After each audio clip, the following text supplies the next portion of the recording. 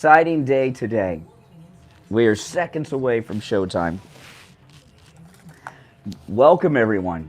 Happy MAGA morning to you. Here we go. It's showtime. On the air since 1977, it's the Steve Kane Show with Brian Craig. All right. Oh, man. We have so much to talk about, so much to get into today. My name is Brian Craig. Sorry to clear my throat there on the air. It happens. Well, it's Tuesday morning, coming up on 5 minutes after 6 o'clock in the morning. My name is Brian Craig.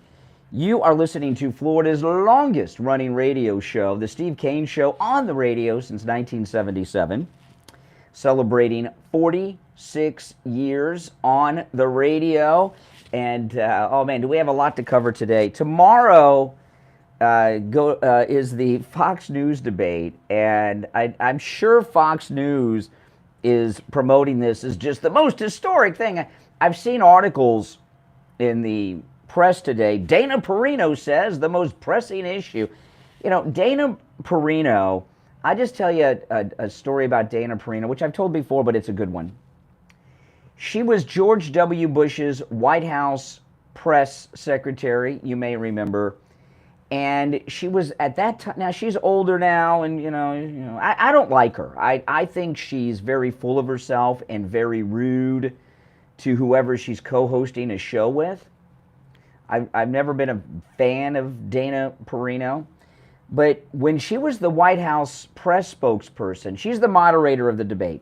When she was the White House press spokesperson for George W. Bush, she went on Don Imus's show. That's how long ago it was, right? Remember Don Imus, one of the legends of New York radio? And this is when she was White House press spokesperson. And Don Imus asked her a question about the Cuban Missile Crisis. And I can't remember what the context was that he brought it up, but I can't remember. But Don Imus asked Dana Perino about the Cuban Missile Crisis, and she didn't know what it was. She didn't know what the reference was. She never had heard of the Cuban Missile Crisis. And Don Imus thought she was joking. And they had a little back and forth because he thought she was joking. How could you be the spokesperson for the White House? And she said, no, she's, at some point, Don Imus says, you really don't know what the Cuban Missile Crisis is? And she says, no, I'm assuming it had something to do with Cuba and missiles.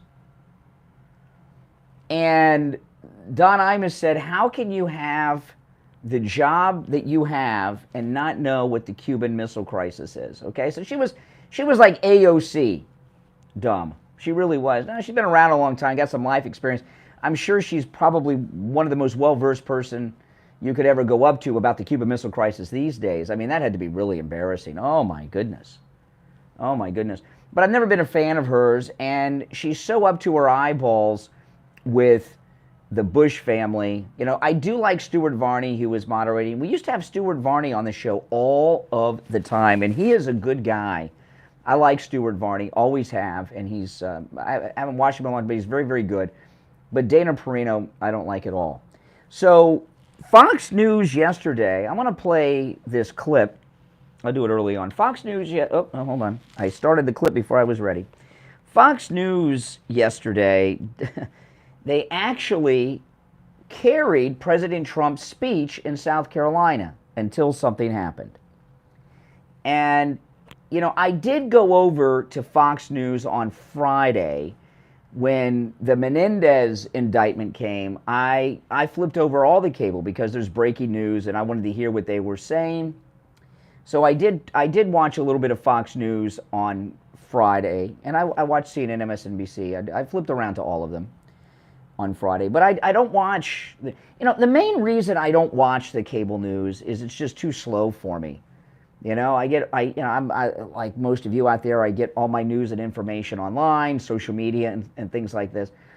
And it's just too slow for me. When I listen to the news on television, rarely is there something I haven't heard before that I'm interested in, earlier that day or, 5 minutes before. It's just, It's just the way it is. But the Fox News ban is something that I've been very loyal to, and I'm happy to have been. In fact, I was telling my wife, I don't even know why we have cable anymore, because I don't watch television. Everything I watch through the television is through apps, and then our cable's connected to our internet, and they don't really charge us much. They charge us like a couple dollars a month for the cable. So, because it's the internet we really need, so we keep it, whatever. But Fox News, the exodus from Fox News has hit them pretty hard. And they don't seem to care. They just don't seem to care. So they actually started carrying President Trump's speech in South Carolina yesterday. I was watching it on Right Side Broadcasting. And then they cut away. And they cut away because he mentioned Tucker Carlson. Listen to this. I'm going to play. This is as it happened. This is Fox News yesterday. It starts off, you hear President Trump because it's his speech at that sold-out event in South Carolina yesterday, and then you'll hear them cut in. And we're the only ones going up. They're going down. They're going down, down, down. They ought to stop wasting their time. They're wasting a lot of time with these ridiculous debates that nobody's watching. Their last debate was the lowest rated debate in history. That's a good compliment, isn't it? And what was I doing, Marjorie? I was someplace else, wasn't I, huh? I was doing another interview. We had 271 million people listening to the Tucker Carlson interview. That's an all-time. So here we are, back in the thick of campaign season. We are now just 4 months away from the Iowa primaries, and you see former President Trump in a place where you would expect to see him today and in the days to come, South Carolina. Okay, so as soon as he mentioned Tucker, that was it. They were out of there. Yeah, Fox News, nobody will know about Tucker Carlson if you don't put it on your air. Oh my goodness. I would love to have seen what happened in the control room when that went down. They must have been flipping out. And it seems kind of smooth, but it's not, okay? First off, they're on delay. Like we're on a delay on the radio. They're on a delay. So what you see on television isn't exactly live. I'm not sure how long their delay is, but they're on a delay. And right before he got to Tucker, he started downplaying the debate, which of course they're hyping up because Fox News has their big debate tomorrow. So there was panic in the control room. Panic in the control room. And, Fox News, they've been dirty a long time. Actually, they did something when Obama was running for president the first time. Some of you will remember this, but a lot of you probably don't. The way now they do most interviews that are not in studio through Zoom and FaceTime and things like that. But back when Obama was running in 2008, they still were using satellite feeds to do interviews. And they had done an interview with Jesse Jackson, and it was on a satellite feed. And while Jesse, I don't remember if it was before or after it must have been before, but there was a connection before the interview that wasn't on air, and Jesse Jackson said, and Jesse Jackson was a big deal then, okay? A lot of people don't even remember Jesse Jackson, but he was a big deal back then. This was back in his A-game period when he was an A-lister. And he said terrible things, reportedly, about Jesse Jackson. In fact, even using the N-word. And this wasn't on the air. It was off the air before an interview on a satellite feed. And it was on a weekend. And there was an overnight video producer at Fox News who came across the footage. And he thought this was his ticket to the big time, out of the overnights and onto a big show. So he contacted Bill O'Reilly's producer, who was in France, with this scoop of Jesse Jackson, who was a big deal then. I mean, a big deal at the time. People don't remember, but he was a big deal then. He had this big scoop, Jesse Jackson trashing Senator Obama, and this was before the Democrat primary, and he got a hold of Bill O'Reilly's producer in France. He was on vacation in France. Well, Bill O'Reilly's guys got that tape, and guess what happened to it? We never saw it. We never saw it. It never made it to air, and it's never made it online because it was really kind of before the explosion of online content. They suppressed that news. Boy, what impact would that have had back in 2008? Jesse Jackson, who was a big deal, trashing Senator Obama, using the N-word. Well, what impact it had or would have had, we'll never know, because Fox News suppressed the information. So they've been at this game a long time. They've just come out of the closet more lately. All right, listen, we're going to take our first break. There's so much to cover. My name is Brian Craig. It's the Steve Kane Show, Florida's longest running radio show. Back after this. Don't sit on the sidelines. Get in on the action. Call the Steve Kane Show live on air now. Hey, guys, welcome. 888-GO-KANE-1. This is the Steve Kane Show with Brian Craig. Hey, it's Scott Shannon here with a question.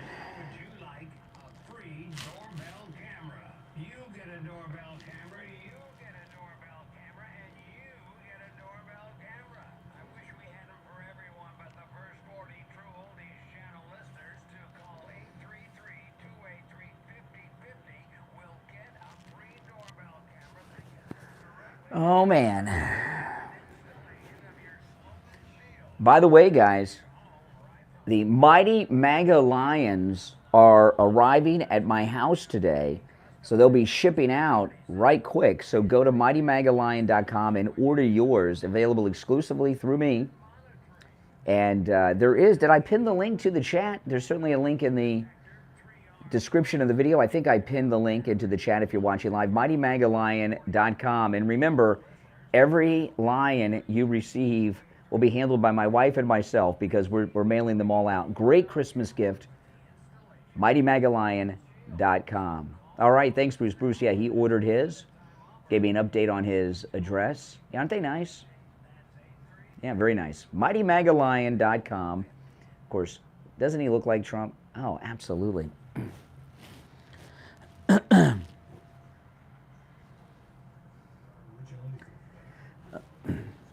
Yeah.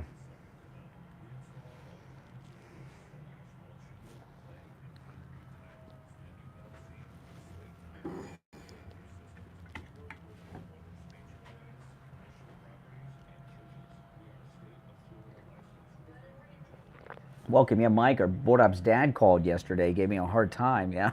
I didn't know it was him until this morning.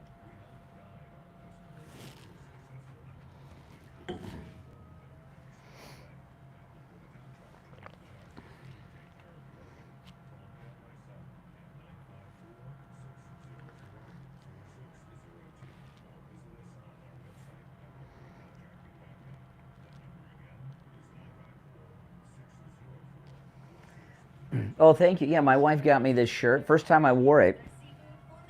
It's nice, isn't it? Very, very nice.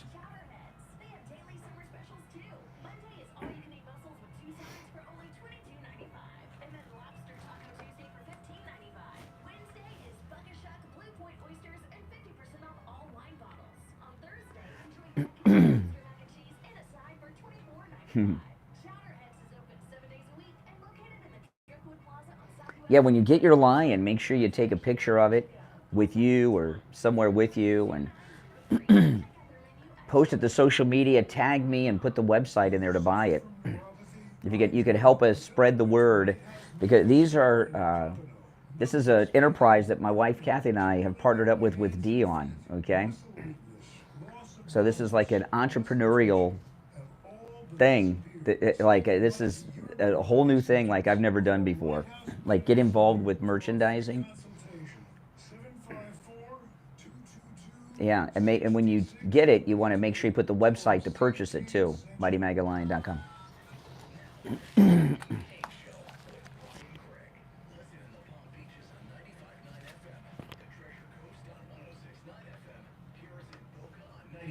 FM, Fort Lauderdale on 96.9 FM, and anywhere in the world at TrueOldiesFLA. That's right. Welcome back, one and all. My name is Brian Craig. It's the Steve Kane Show, Florida's longest running radio show. Now, of course, you know, here it is Tuesday, the weekend. We're 2 days away from the weekend now, second day after the weekend. If you are waking up today in pain, having some aches, if you're sore, go see Dr. Appleton. I know you're more active over the weekend. I know I am. I'm always more active over the weekend. All kinds of things I'm doing. Work around the house, working in the yard, moving things around. And maybe you're out there playing tennis or golfing. Stop suffering with pain. You don't have to. Get rid of those weekend aches and pains. If you're in pain, something's wrong with you. And Dr. Appleton, he's my chiropractor. He wants to be your chiropractic physician too. If you're sick and tired of being in pain, tired of taking medications or even shots for your pain, which only mask the problem, they don't fix it like the laser wave pain treatment does, go see Dr. Appleton. Remember, there's no drugs, no drugs, no injections, no downtime, and no appointment necessary. Walk-ins are welcome, even on Saturdays. You can find Dr. Appleton online at AppletonChiro.com or give him a call, 954-973-0710. 954-973-0710. And when you call, if you need directions, they'll text them to your cell phone for you guys, 954-973-0710. Okay, there's a couple things I want to ask you all about, one in particular, because everyone's talking about Michelle Obama, and, some people that have credibility are saying that Michelle Obama is going to be plugged in and be the Democrat nominee. Of course, Ted Cruz was saying that at the end of last week, but yesterday, Sarah Palin said that Michelle Obama is going to be the nominee, and Sarah Palin's an insider with Trump. Okay, so that's, it's going to be Michelle Obama. Well, I learned something yesterday that I did not think about before. It's not that I didn't know it, it's just nothing I seemed to be interested in before. Never really been interested in Michelle Obama. But do you know that there has never, and maybe this is a common thing. So I'm gonna throw this factoid out about Michelle Obama and ask you in the audience to give me a call to tell me if this is normal or an abnormal thing at 1-888-GO-CANE 1-888-465-2631. Did you know that there is no photograph of Michelle Obama pregnant in either of her pregnancies? That's right. I've seen photographs of my mother pregnant. I've seen photographs of women pregnant. But there is not a single known photograph of Michelle Obama pregnant. Now, maybe you've known about that. I didn't. It just wasn't on my radar. I blocked out all those Obama years. Terrible years. Not as bad as these Biden years, but pretty bad. So, I'm going to throw this out to the ladies in our audience. Is that normal? I don't think so. 2 pregnancies and no photographs? Now, the Michelle Obama liberals released a photograph saying we finally got a photograph of her, and it was debunked. It was an AI photo of her, and it was pretty obvious it was an AI-generated photograph of Michelle Obama. Why is there not a photograph of Michelle Obama pregnant? That's shocking to me. Pregnant twice.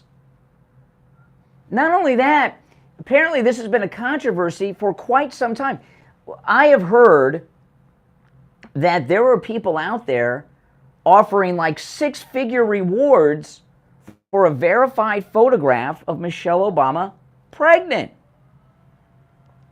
So, yeah. And I know some people are saying, well, this isn't the day, this isn't, she was pregnant before social media and Instagram. Let me tell you, photographs were a bigger deal before the internet. I mean, I probably have 10,000 photographs on my phone. But back in the days of like real photographs, I mean, my goodness, my family, we have boxes and boxes of photographs. There were more photographs and they were preserved. So you ladies in the audience, is it unusual that Michelle Obama, there has not been one photograph of her pregnant? Keep in mind, she's been pregnant twice, they tell us. I find it very odd. So let me know what you think about that at 1-888-GO-CANE 1-888-465-2631. And if it's there are no photographs of her pregnant, why is that? 2 pregnancies, no photographs. I've never known of that before. Not in my circle. Nope. So let me know what you think about that. And one last thing. Now this one might get me in trouble. Then we'll break. Then I'll get into some more details on some of the news from yesterday. You know, Bob Menendez, I hope he does not resign. Okay? I want Bob Menendez to stay in the Senate. He's about to announce or may have done it yesterday. He said he's going to run for re-election. I love it. I love it. I love it. I love it. And he's playing this victim card that he's Cuban, and this is what Cubans do, is they stash cash and such. I hope he fights this and refuses to resign. Even if he loses the primary, he's still got the Senate seat. And there's nothing that could make him resign. I mean, they could have an impeachment, and maybe they could do that, okay? But the reason I want Menendez to stay in office is I want him to stay in the spotlight. This is a guy who takes bribes, who's dirty. We know that this is the second time it's happened. He wasn't acquitted in his first trial. They had a hung jury. I don't know why the prosecution didn't go back after him then. I don't know.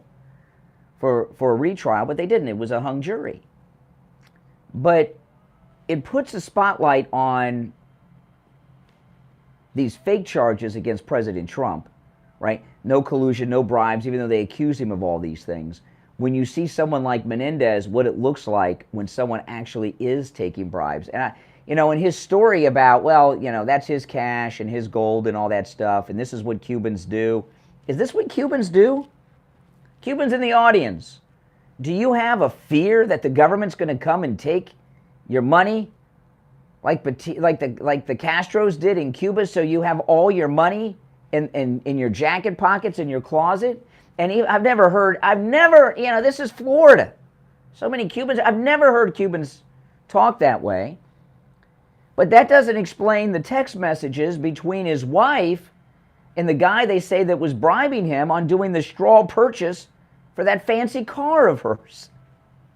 But anyway, I want to hear your thoughts on this absence of photographs of Michelle Obama being pregnant. If there were, again, I understand. I don't know who they are, but I've heard reported yesterday that there are people offering 6-figure rewards for photographs that are verified of Michelle Obama while she was pregnant. Why is that? Why are there no photographs of Michelle Obama pregnant? We'll be right back. Making morning radio great again. I think you're gonna really love it. It's the Steve Kane Show with Brian Craig.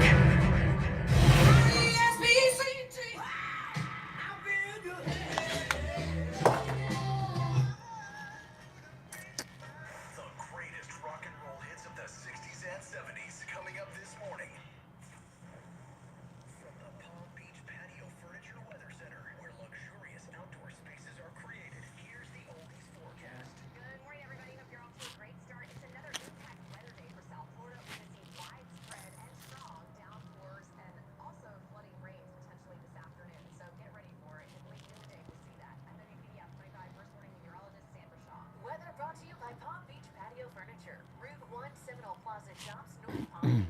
Palm Beach Patio Furniture. Voted in the best of the best patio store in Palm Beach County. PalmBeachPatioFurniture.com, where luxurious outdoor spaces are created. And now, a true oldies traffic check. Brought to you by the Palm Beach Kennel Club.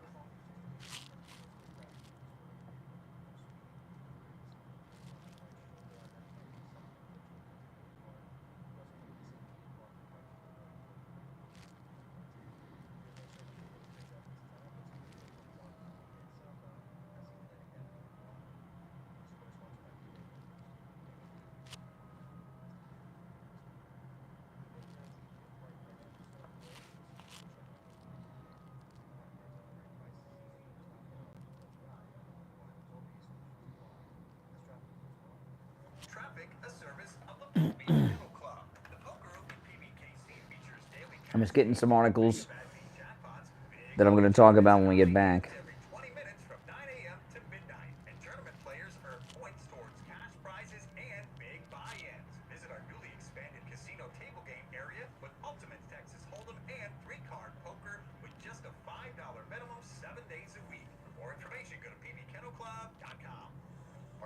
exhausted after work with no energy left in the tank to give your family? Are you having a midday crash on a daily basis? Women, are menopause symptoms like hot flashes, anxiety, and depression making your daily life feel far more difficult than it should? Men, do you feel like you're aging far beyond what you should? Is your sexual life and relationship suffering because of disappointments in the bedroom? Then take action and let our medical team at Lighthouse Medical Center help you stop the symptoms that are holding you back. We use all natural hormone optimization therapies with precision technology to help solve your problematic symptoms. Our family-owned practice has had the honor of serving our South Florida community for over 71 years. Call us right now and let our medical team get you optimized and feeling the way that you should. Life is too short to be running at less than 100%. You and your family deserve the best version of you. Call us at 754-222-6642 or visit us at lighthousemedicalcenter.com to schedule your consultation today.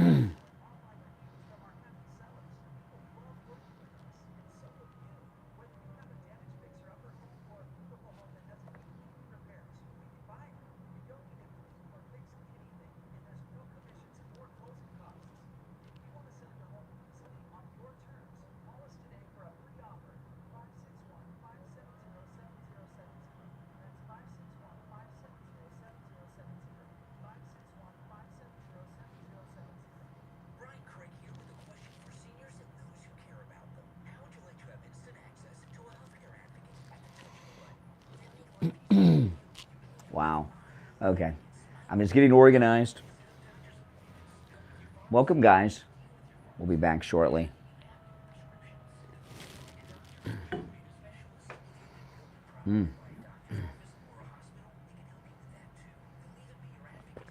Well, thank you, Tana Lee. Appreciate that.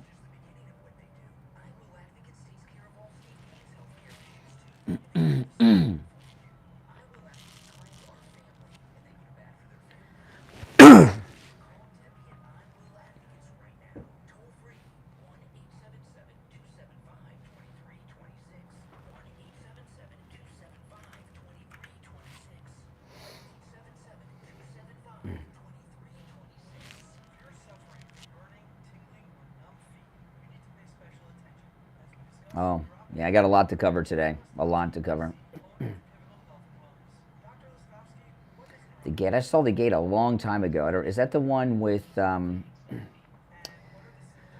my goodness. No, I don't know if I remember The Gate, actually. There was a movie called The Ninth Gate.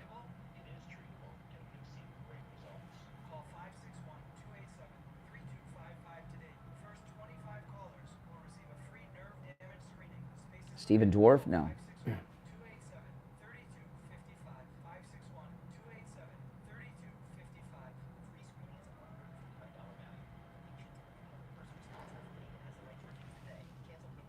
Service, examination, or treatment that's performed at the phone and within 72 hours of responding to the advertisement for the free, discounted fee, or reduced fee service. Examination or treatment.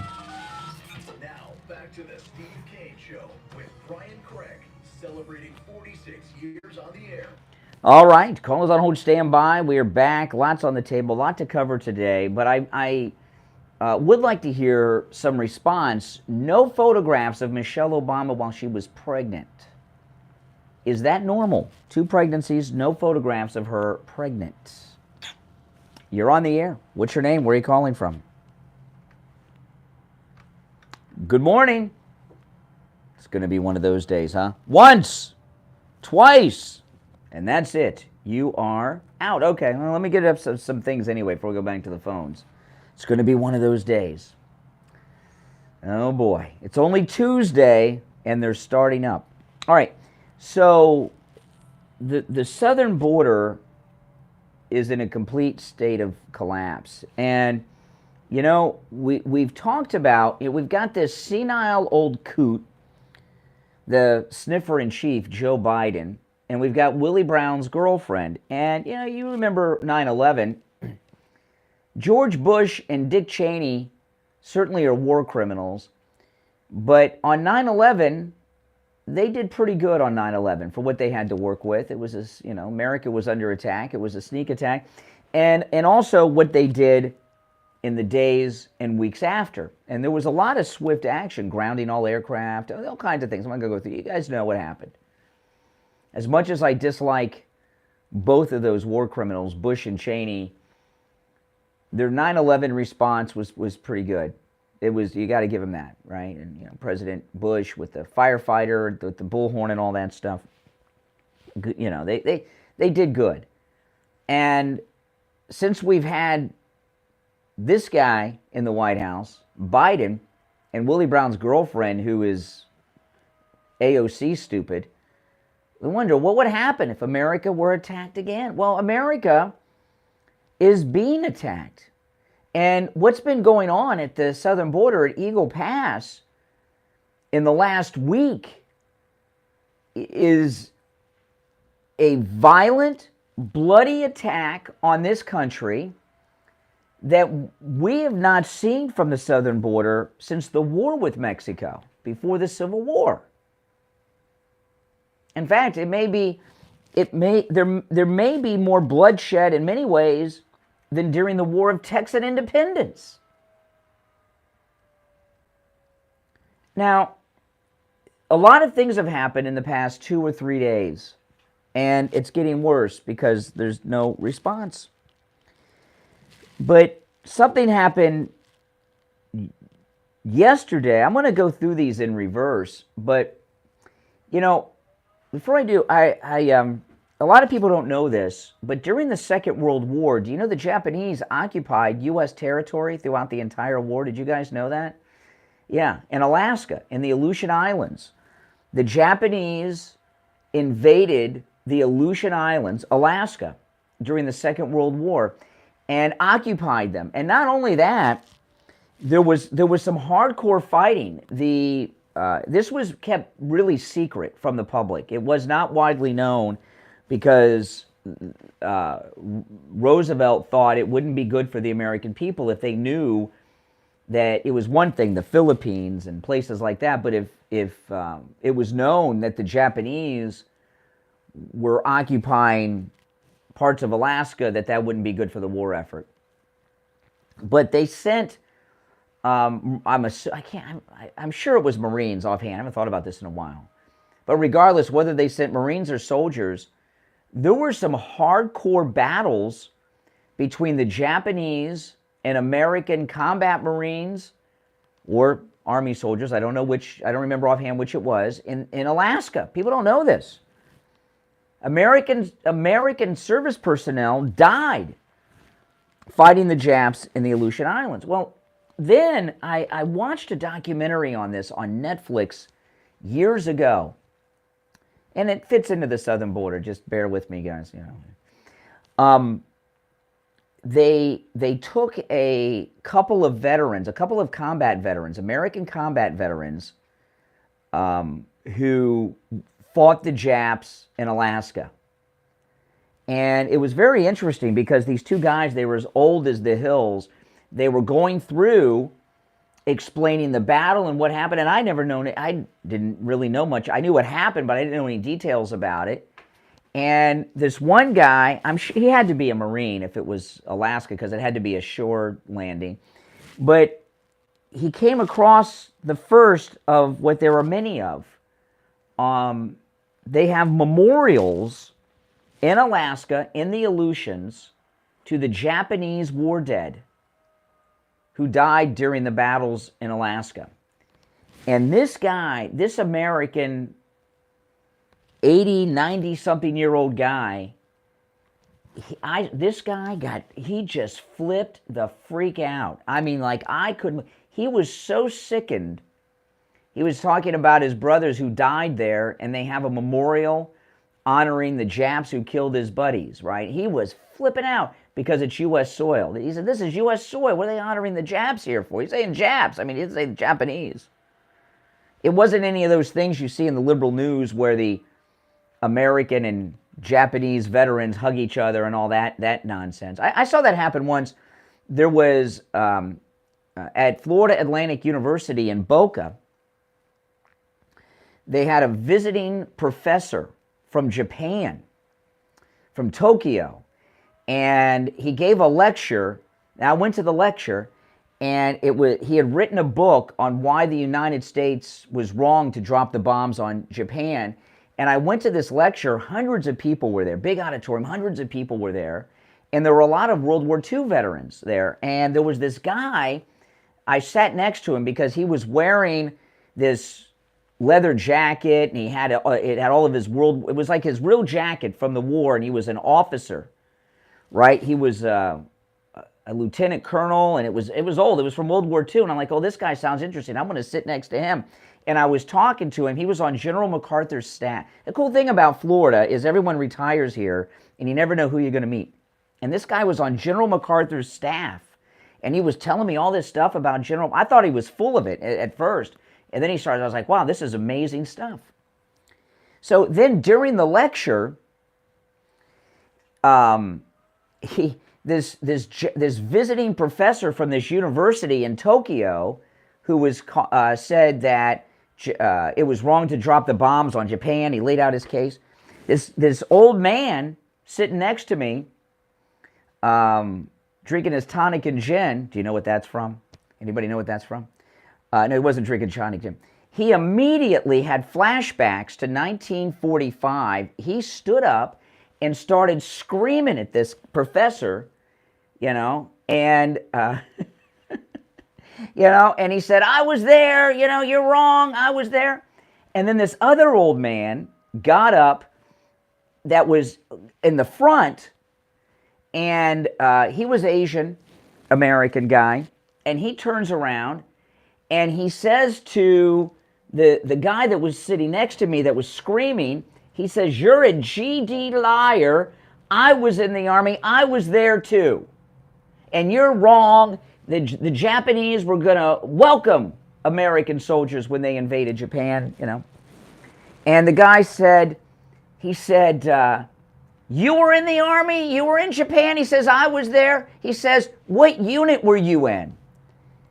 And he said, I was in the Japanese Army. Holy smokes. They had to come in and pull these guys apart.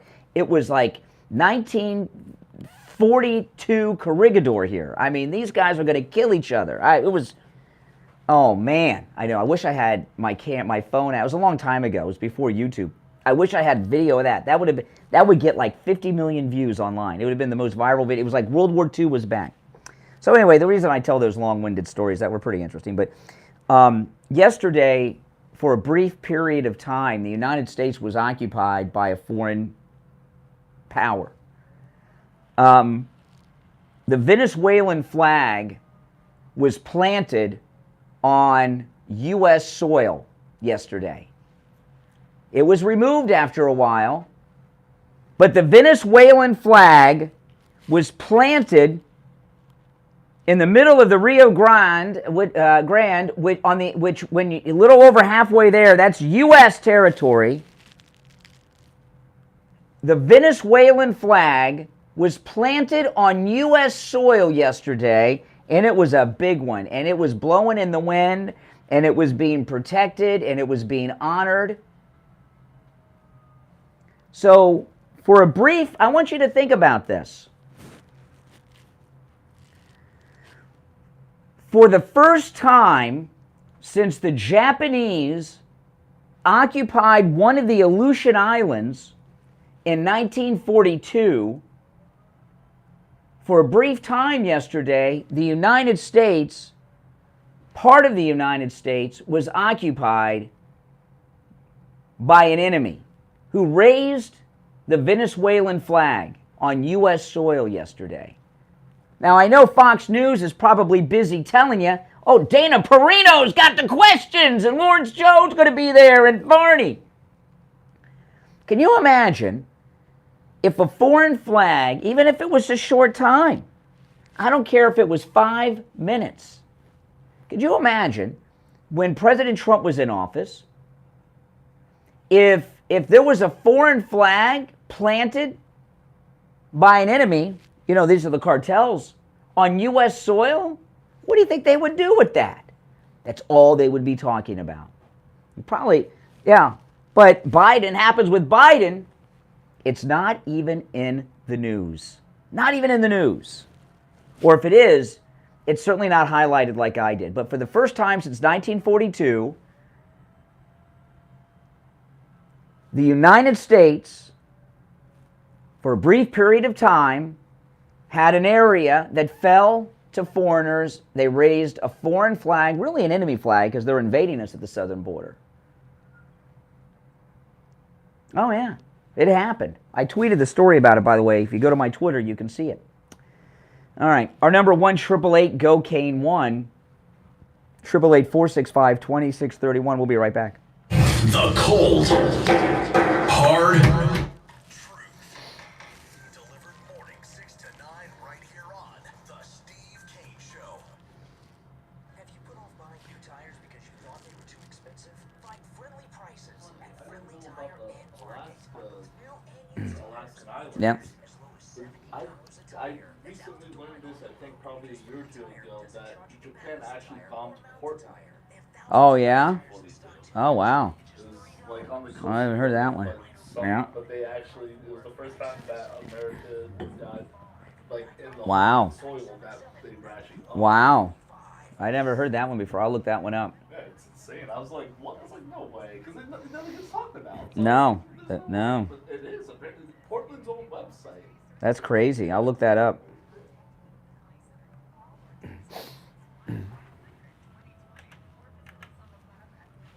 I will definitely look that up. Hey, good morning, Brian and Felicia. And my husband and I received our My Pillow 2.0 that we ordered with Kane. The buy one get one free, and they're our first My If you're new to my channel, make sure you subscribe. We're just in break right now. We'll be back shortly. This is the last commercial in the break. Pillow on the way too. Go to mypillow.com and use our promo code Kane at checkout, K-A-N-E, and buy your My Pillow 2.0. Right now, buy one, get one free. You can also order by phone, toll free, 800-716-4879. 1-800-716-4879. Promo code Kane. We take on the social justice warriors for breakfast. Now the Steve Kane Show is on air. All right. Welcome back. Callers on hold, stand by. I'm Brian. It's the Steve Kane Show. Medicare open enrollment is just a couple of weeks away. You know, Medicare open enrollment is the only time of the year that if you're a Medicare recipient that you can make changes to your Medicare policy. Now, Debbie at I Will Advisors has been with us for many years, but her family have been with us here on the Steve Kane Show since 93 or 4. 93 or 94. Clinton was in office. That's how long, yeah. Isn't that amazing? Yeah. Steve was my age. Now every year he checks in with with them for his Medicare. Not back then. But yeah, call Debbie at I Will Advisors. No matter where you are in the state of Florida, she can help you. And she'll check everything. Make sure your prescriptions are covered next year, your doctors, your specialists, your pharmacy. Make sure that if you have a supplement, you actually need that supplement. Sometimes people don't need these supplements. Or make sure you're not paying too much for that supplement. You know, she saved Steve about $2,000 a month. He had a prescription that wasn't covered under what he had. Called up Debbie at I Will Advisors. She took care of it. Now his $2,000 a month prescription's covered. Give her a call. Again, no matter where you are in the state of Florida, Debbie from I Will Advisors can help. 954-753-8080. If you get an answering machine early in the morning, leave a message. They will call you back, I promise. 954-753-8080.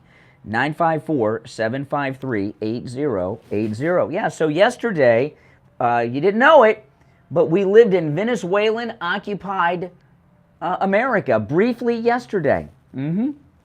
You're on the air. What's your name? Where are you calling from? Good morning, Brian. It's Andrea. Hey, Andrea. Yeah. The other nationalities' flags, they're flying them all over Texas. There's a nice plot of land called Colony Ridge, 75,000 houses, and they're selling them to undocumented illegals. Well, wait a minute. I don't know if how are they selling them to people that have no occupants? How are they getting mortgages? You mean they're giving them to them or letting them live there? No, they're selling them. Well, how do you get a mortgage? How do you get a mortgage if you have no documents? You should have, you know who you should have stuff that? Greg Abbott. The hero of Texas, Greg Abbott. All right. Next time I bump into him, I will. But you know, this thing that I know what you're talking about, but this thing about the flag yesterday, there's a violent attack going on at the southern border, and for the Venezuelans to plant a flag on U.S. soil yesterday during these violent invasions and attacks that are going on down there is beyond outrageous. It's a national embarrassment. They're doing it all over, Brian. When they get to New York, they're holding their flag. Well, now there's a difference in that and this. Well, let me tell you the difference and then disagree. Then it'll sound like meaningful disagreement, Andrea. There's a violent invasion going on. Did you see the Border Patrol agent that was attacked and beaten bloody by the cartel people over the weekend? I'm going to get into that in a little bit. There's you're like here in Florida, you know, this is an international state. Everywhere you go, there's flags everywhere that are, you know, I don't even know what they all are for. That's about national pride or something. This is an invasion, really a military action, a terrorist military invasion at our southern border, and done in the name of Venezuela, because they're telling us they're all Venezuelan. And the plant a foreign flag during a violent attack is different than hanging out on the street and flying it, you know, as you're walking around in New York. It's much different. Well, to me, first and foremost, they should not be here, period. We owe them nothing. Correct. You know, and you know, like we got our cruise coming up April 27th. I checked last week to make sure my passport. I can't get on the ship without a passport. Why do I need a passport? I'm just going to go into town for a few days or for a few hours when we're in port. These people are moving in. But that's the point. That's the point. You need a passport, you second-class citizen. Yeah. Second-class citizen in your own country. That's right. That's the point. You need a passport. Mm-hmm. Yeah, I know. It's outrageous. It's outrageous. To me, these people know exactly what they're doing, meaning these illegal immigrants, they know exactly what they're doing. And, you know, whoever liberal out there believes that the border is closed, it's closed. Well, there is no border. I mean, to call it the southern border is such an inaccurate statement. There is no southern border right now. America has fallen. Invasion USA is ongoing. There is no southern border. None. Correct. And that's why Greg Abbott is nothing but a shill. He's a hack. Maybe, but I think he's doing some good things there. I mean, he's not the president. He can't close down and deport all of these people. He doesn't have the ability or authority to do so. I think he's doing all right. I know he's not perfect, but you know, he's turning Democrats like the New Yorkers and others against this open border nonsense. You got to give him credit for that. Well, I do. I will actually give him credit for that, but the point is not to let them in by any means necessary. All right, okay. Let's not get carried away now. You're on the air. What's your name? Where are you calling from? Hey, Brian, it's Eddie from Virginia. Hey, Eddie. Yeah, I was gonna just make a suggestion real quick or ask a question, you know, whatever way you want to look at it. Have you considered volunteering to be part of the Trump communications, team on their campaign, maybe in Florida or something? Well, I think I'm already part of the Trump communications team, unofficially. Yeah, I mean, officially, like how? Have a little bit more direct contact with the president because. Well, of course, I'd love that. Yeah, I said this because the story you told today about those two veterans, the Japanese and the American veteran, and then what you said about planting the flag, I can bet you $100 that nobody is going to talk as passionately as you have talked about it. Mm-hmm. Entire, a week that we're in until the story disappears. Mm-hmm. Imagine if President Trump got wind of that story the way you tell it, and he tells it on the campaign trail every time he talks. Just imagine the power of that alone. Imagine what that evokes in Americans. This is the most disgusting thing, personally, that I've ever heard. And Biden gets away with it, like you said. He's done a lot of terrible things that the media never covers and people never see.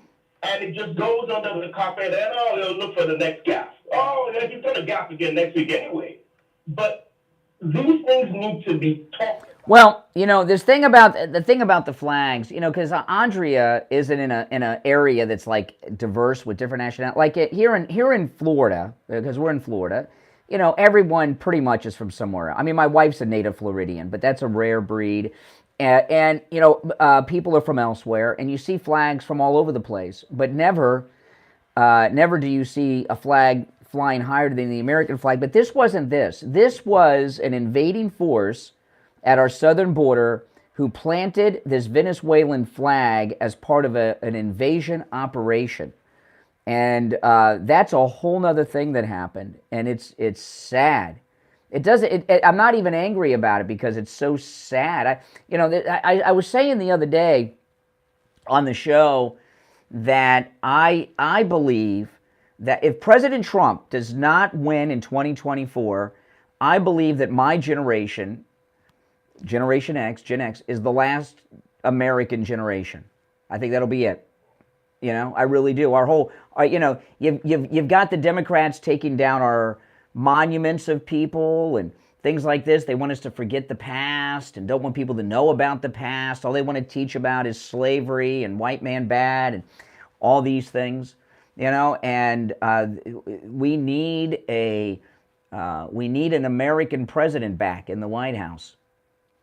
I agree. I mean, the only reason I came to this country is because I wanted to be part of the country. I didn't want to come and then, erase, the things about the country that attracted me. It's the most ridiculous concept that I've ever seen. But then again, it's not ridiculous because if you have the greatest country in the world by by all the standards you can probably measure against, everybody's going to try to take you down. Mm-hmm. What's going on? And now they have internal enemies, people in the country that want to take the country down. Yeah, they're called Democrats. Hey, listen, thank you for the call. I appreciate it. Thank you. You're on the air. What's your name? Where are you calling from? Oh, hello. My name is Fernand, calling from Palm Beach Gardens. Hey, Palm Beach Gardens. That's where I'm at. Speak up. Listen, I'm from Venezuela, and I've been here for 2 years. And I just found outrageous how I listened to the story about Venezuelans crossing the border and sending a flag. I had to spend over $20,000 in attorney fees just to be here legally, and it's just it's all planned. I mean, I can tell you for a fact this is planned. Their masterminds are outside the United States. They just want the United States to implode, and that's what they're working on. They're sending people who used to be in jail across the border of the United States so they can come into. That's right. And really, it's not even their fault. It's just the people who are responsible to be selective. If they want to have immigrants coming in legally, they have to be selective. And I'm a civil engineer. I have a master's degree in construction management. And I had to start over from scratch. I'm 51 years old, and I just had to do it because I had to leave my country. And I defend the immigrants that have to leave their countries because whatever political issues they have back there, but they have to do it legally. I pay taxes, I do all this, and all of a sudden I see all these thousands of people just crossing the border. And the enemy's not outside, the enemy's inside. It's here. It's at least what I saw in Venezuela happen 23 years ago. Sadly, I'm seeing it happen here. So I tell all my American friends, you guys don't know what the territory you guys are going to. It's how it all starts. Yeah. They start giving away money. They start letting all the immigrants come in. Venezuela has been passively taken over by the Chinese, the Russians, and the. Oh yeah, it's been going. Well, listen, we're at the end of the hour, so I got to run. But welcome to the show, and thank you for your call. You add a lot to the conversation, and feel free to call in again in the future, and share your thoughts on this. And by the way, I don't buy that these are Venezuelans and the large numbers they're saying. If you say you're Venezuelan, you get in, and you get total amnesty to be in the United States. I think there's a lot of people lying that they're Venezuelan. All right, hey, listen, welcome again, and we'll talk again sometime. We're coming up on our top of the hour break. I'm Brian Craig. You're listening to the Steve Kane Show, Florida's longest running radio show. Yeah, great call, huh? Illegal immigrant, shocker, rare breed from Venezuela. We'll be right back. WWNN Pompano Beach, WIRK HD3 Indiantown. Programming paid for by Vic Canales Media Group. Broadcasting from the Robe Studio. Injured recently? Call the Robe's Law Group, where winning is a habit. 561-570-5700. 561-570-5700. Robe's, winning for you and our community. Your home for the Steve Kane Show. From the Palm Beach Patio Furniture Weather Center, where luxurious outdoor spaces are created, here's the oldies forecast. Good morning, everybody. Hope you're off to a great start. It's another impact weather day for South Florida. We're going to see widespread and strong downpours and also flooding rains potentially this afternoon. So get ready for it. Late in the day, we'll see that. I'm WPDF 25 First Warning Meteorologist Sandra Shaw. Weather brought to you by Palm Beach Patio Furniture. Route 1 Seminole Plaza Shops, North Palm Beach. Palm Beach Patio Furniture. Voted in the best of the best patio store in Palm Beach County. PalmBeachPatioFurniture.com, where luxurious outdoor spaces are. Wow. He had a little bit of an accent. His English is good, though, isn't it? Wow. His English is better than mine.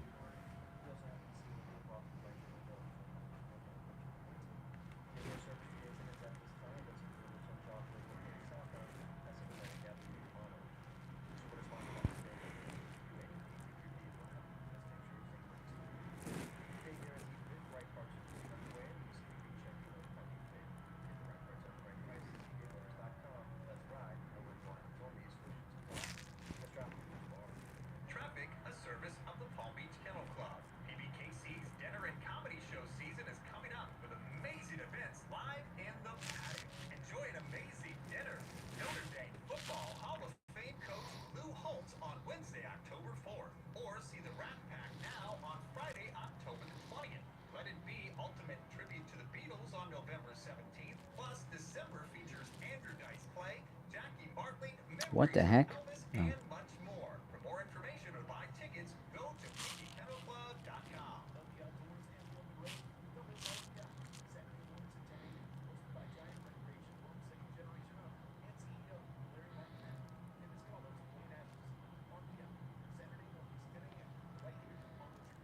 Here's your True Oldies ABC News update.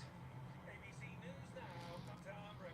On the Hawaiian island of Maui, residents are returning to Lahaina for the first time since a wildfire burned the ancient camp.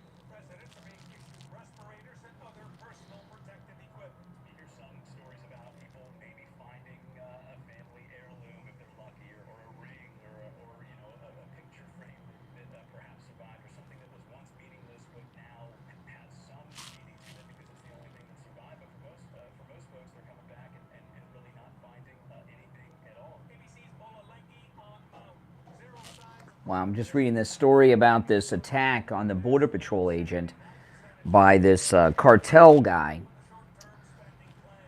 I can't even show you the pictures. They're so brutal. So brutal. Fleet headquarters in Sevastopol. Team says killed 33 other Russian naval officers. This is ABC. Mac, thank you so much, Mac. Appreciate that. Thank you. The cat, she likes her, but the cat's been hiding since my daughter's been visiting. She was out this morning, but my daughter's sleeping, so she's afraid when new people come into the house. Yeah, the picture, the attack on this Border Patrol agent is, I can't show it to you, it's too graphic. On the air since 1977, it's the Steve Kane Show with Brian Craig. All right, welcome back. I'm Brian. It's the Steve Kane Show, Florida's longest running radio show. We're talking about Invasion USA at what used to be the southern border. Yeah, I'm going to have to start changing the maps. Congressman Flores, remember her? She was in there briefly. She's coming back. She released some information. Listen to this. A Mexican cartel informant brutally assaulted and bit a Border Patrol agent at the Rio Grande Valley sector after crossing the border illegally from Mexico. I'm looking at this photo. It is this Border Patrol agent, his uniform, he's in one of those combat fatigue looking uniforms, is soaked in blood. Flores shared the photos on her social media accounts depicting the aftermath of a violent assault on a Border Patrol agent in Texas on Twitter. Included is the photo of the migrant that attacked the Border Patrol, bit him. He had a tattoo on his forehead that reads RATA, R-A-T-A, which translates to rat in English. So he was a cartel informant. The cartel found out, so they tattooed rat on his head. A sign the migrant may have been branded by the cartels as an informer. Flores also shared the bloody images of a Border Patrol agent wounded in the attack.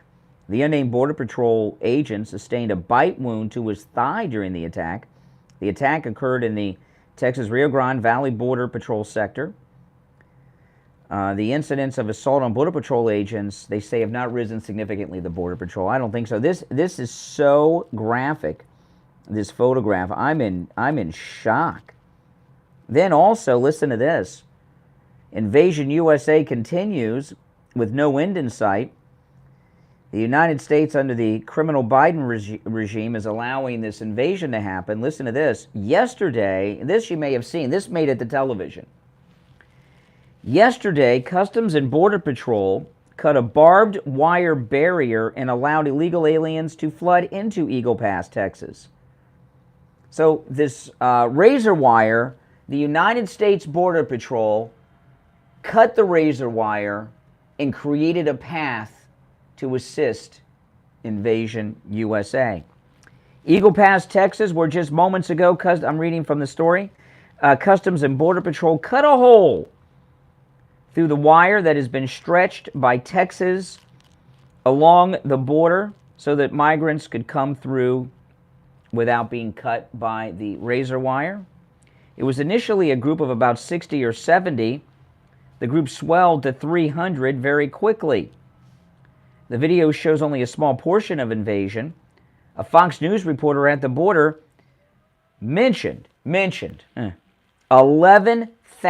illegals crossed the border over the weekend in a single day. Earlier Monday, the Gateway Pundit reported about the illegals planting the Venezuelan flag on U.S. soil. The Gateway Pundit says that qualifies as an act of aggression towards the United States. Heck yeah, it does. Military-age males from all over the world are illegally invading the United States, apparently with Joe Biden's consent. Yeah, planted a flag on U.S. soil. I tell you, yesterday, with all that's going on here, with what you see with all these jokers that are running for office, that are going to be at this Fox News debate tomorrow night, taking on the southern border is a big deal. And only President Trump can get things back to normal down there. And even he'll have difficulty doing it. It's so bad right now. All these people running, first off, none of them want to fix it. Because Republicans, mainstream Republican establishment people, never accomplish anything that they promise to do.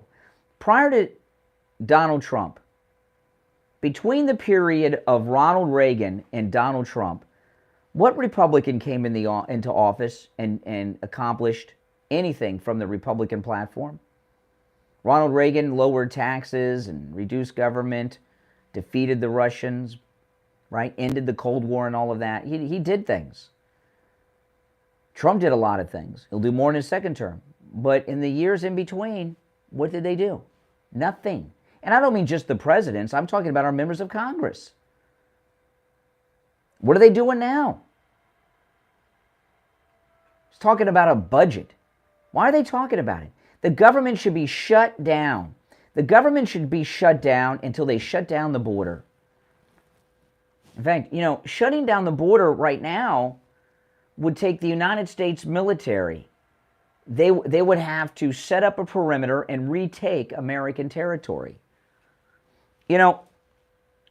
Back in the 90s and early 2000s, this stuff that's going on now was handled a little differently. Now they got their way, but you remember La Raza? La Raza is still around, I'm sure. You don't hear about them anymore, though.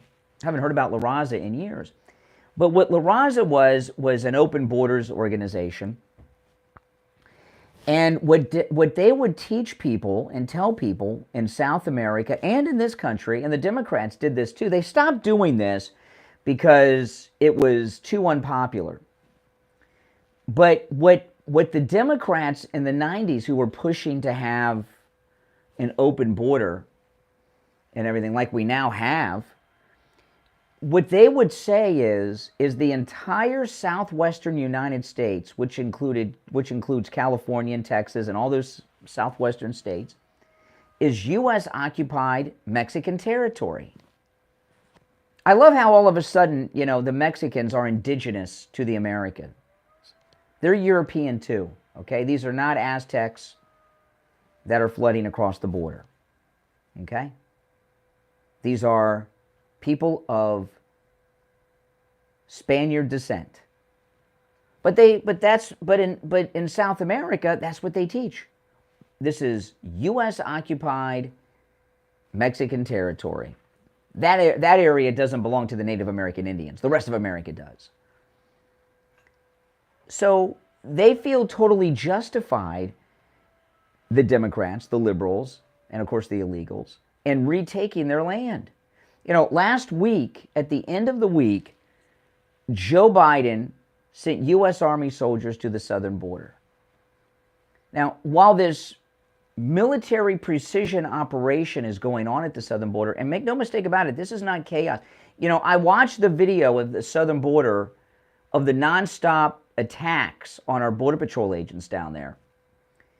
And the people that are crossing the border are well-fed, hydrated, and they're wearing clean clothes, and they're clean. If you're a civilian on a long march to the U.S. southern border, you don't look like that. There is a military-like operation, probably being organized by China. There's a military-like operation going on with a supply chain.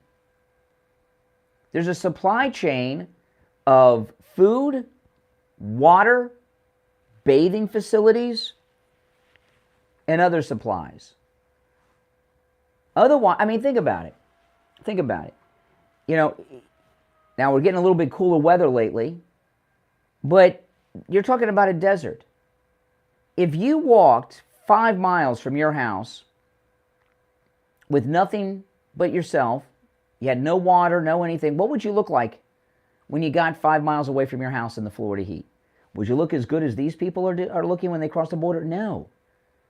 So not only is this a precision attack on the United States, there's a military operation with a supply chain that is organizing it.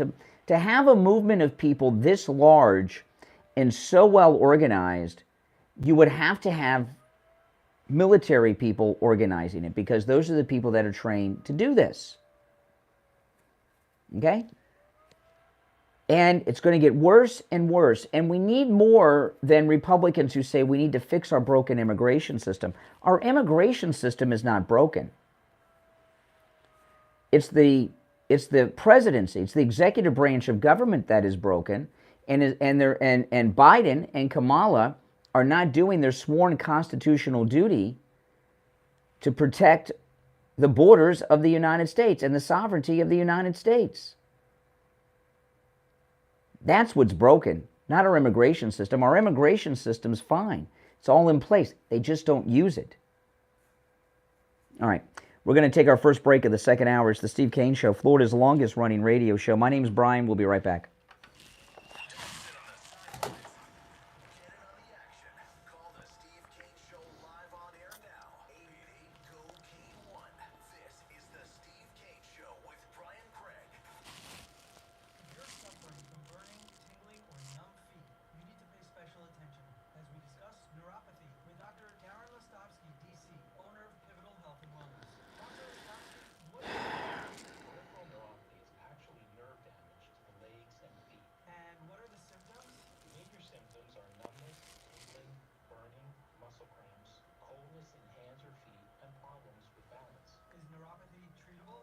It is treatable, and we have seen great results. Call 561-287-3255 today. The first 25 callers will receive a free nerve damage screening. Space is limited. Call 561-287-3255. 561-287-3255. The free screening is a $149 value. The patient and any other person responsible for payment has the right to refuse to pay, cancel payment for any other service, examination, or treatment that is performed as a result of and within 72 hours of responding to the advertisement for the free, discounted fee, or reduced fee service, examination, or treatment. If you're a homeowner, business owner, or with a homeowners association and your roof is old or compromised, you need to call Tom Laporta at Laporta Contracting. Tom Laporta will give you a full evaluation. Laporta Contracting is voted one of the best general contractor and best roofers in South Florida. He's honest, knowledgeable, and reliable, and will never sell you a roof you don't need. If you have an insurance claim, call your insurance company immediately. Then call Tom Laporta. New laws are in effect that allow Tom to negotiate directly with your insurance company on the cost of all repairs, so you don't necessarily need to employ a public adjuster or a lawyer. Tom can handle any type of roofing job too. Residential roofing and repair, commercial roofs, schools, municipal buildings, office buildings, emergency repairs. If it's roofing, Tom Laporta can do it. Call Tom Laporta right now. 954-604-4602. 954-604-4602. And online, LaportaContracting.com.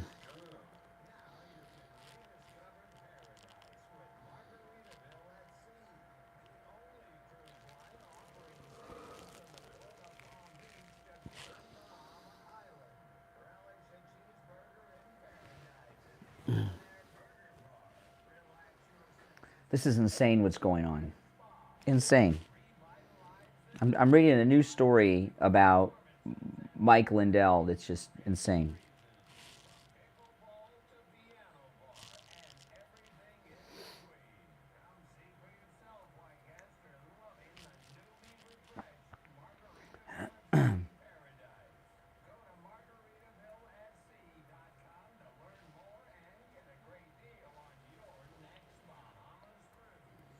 This is Steve Kane. I want to tell you about my favorite restaurant in all of South Florida, Wings Plus in Coral Springs. Wings just the way you like them. Plump, tender, and delicious. Crispy on the outside, succulent on the inside. Everything homemade. Nothing comes out of a can. This is insane. Specialty sauces that will make your mouth water. Wings Plus, located in Coral Springs, a mile west of University on the south side of Sample Road.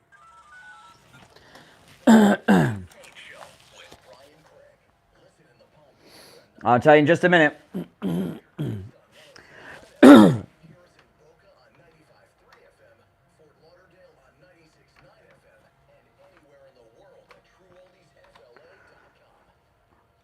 All right, we're back. I'm Brian Craig. It's the Steve Kane Show, Florida's longest-running radio show. I was reading a story during the break about Mike Lindell, what they're doing to Mike Lindell again, and it's so twisted. I'll get to that in a minute, but I first want to tell you about MyPillow. You know, you can use our promo code KANE at checkout, K-A-N-E, on any of the products you see at MyPillow.com, as well as his store, MyStore.com, okay?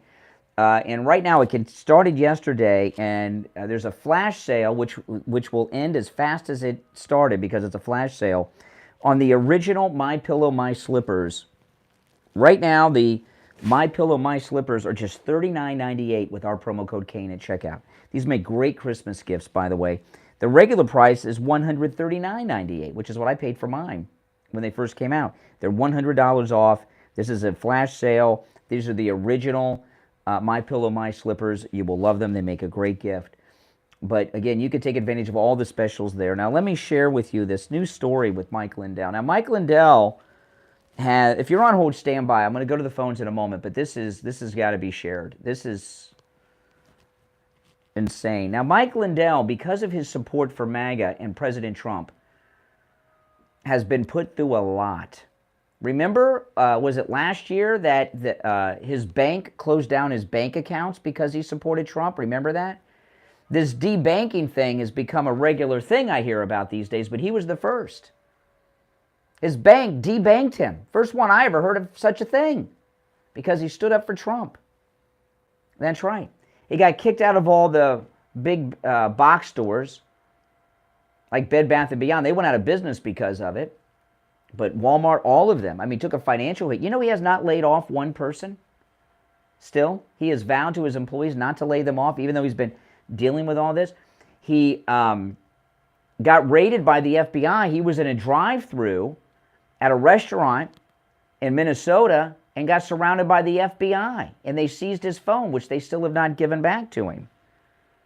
Now American Express. American Express has slashed the credit line of Mike Lindell's MyPillow by 90% after a 15-year partnership between Mike Lindell and American Express. Now, I know what you're saying. So what?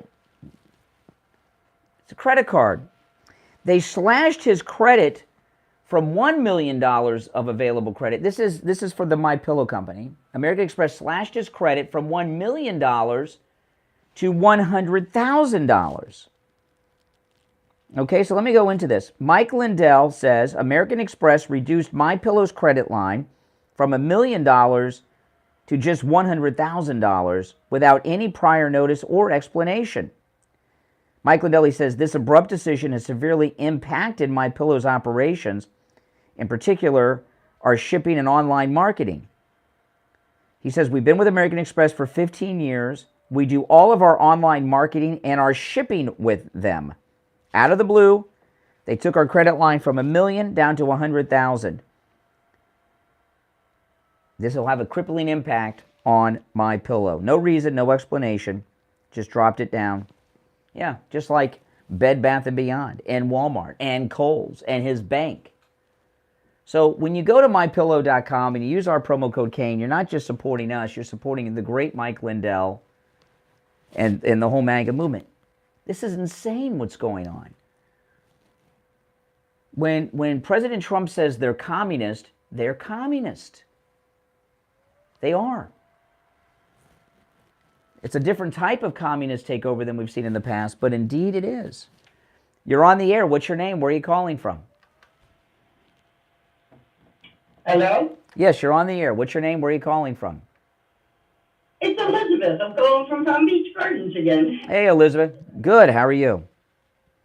I was a little surprised yesterday that I got right through, so I kind of lost my train of thought. That's okay. Now, Mike Lindell, first of all, is fantastic. I don't think he's ever made a bad product. And, you know, I love Trump, so you are a breath of fresh air.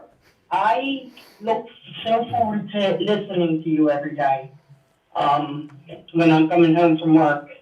Yeah, work to feed the aliens that are coming across our border. Oh, you work overnights. You work overnights. What do you do for work? Right. What do you do? I'm a security guard. Oh, okay. That's tough. That's tough. Overnight security guard? And a woman? What do you guard? What that's, oh my goodness. Yeah, I was the first phone caller yesterday I called you, but I've worked all my life. I worked as, when I was 15 with work paper. So, and I have good work. My parents had good work ethic, so I guess I was brought up that way. But yeah, that's good. the thing with the border is, you hit the nail on the head every time. Well, thank you. I appreciate your program, and I appreciate that I can get through to you. And I really do look forward to it. Well, I appreciate it. Well, welcome to the show. All right, take care. Take care and sleep well. Yeah, overnight workers. Oh, my goodness. Oh, boy. Okay, so something happened with President Trump yesterday in South Carolina, which is sick, it's sad, and it's twisted. What happened to President Trump yesterday in South Carolina? Did you guys see his speech? It was a great speech, wasn't it? But did you see what happened at the gun store? President Trump went to a gun store yesterday with Marjorie Taylor Greene and was unable to purchase a gun. The gun store sells Glocks that have Trump's picture on the grip, and on the barrel engraved it says Trump 45. And President Trump saw it, he was holding it, and he says, I want to buy one. He thought it was cool, a Glock with his face on it, and it said Trump 45. And he was unable to buy the gun. Why? Because it is against the law, it is against federal law to attempt to purchase a firearm if you have federal felony indictments against you. And they have these fake indictments against President Trump, and he was unable to buy the gun yesterday. This guy, I mean, are you kidding me? You've got Joe Biden who takes bribes. They got the bank account information. They got the wire transfers to the bank in Cyprus. They find cocaine in his office there outside the Situation Room. Doesn't stop them. He wanted to buy it and was denied. I'll get to some detail about it when we get back from the break. What a sad, sad statement that is. And, of course, the liberals are just burning up social media that he may have committed a crime by even holding the weapon. He held the gun, he looked at the weapon, he took a picture with the guys from the gun shop with the weapon, and they're saying because he's got federal felony indictments against him that he may have broken the law by possessing the gun. I don't know. Would that be a violation? I don't know. That's Donald Trump they're talking about. Can you imagine? Oh, yeah. It didn't take his people long to figure out that he couldn't purchase it, so he didn't process a sale. He didn't attempt to buy it because they realized right away he's not able to. It's a sad day for this country. It really is. If you're on hold, stand by. We're going to take our break for the bottom of the hour. It's the Steve Kane Show. My name is Brian Craig. Our number is toll-free. 1-888-GO-KANE 1-888-465-2631. We'll be right back. Making morning radio great again. I think you're gonna really love it. It's the Steve Kane Show. Yeah, it's disgusting.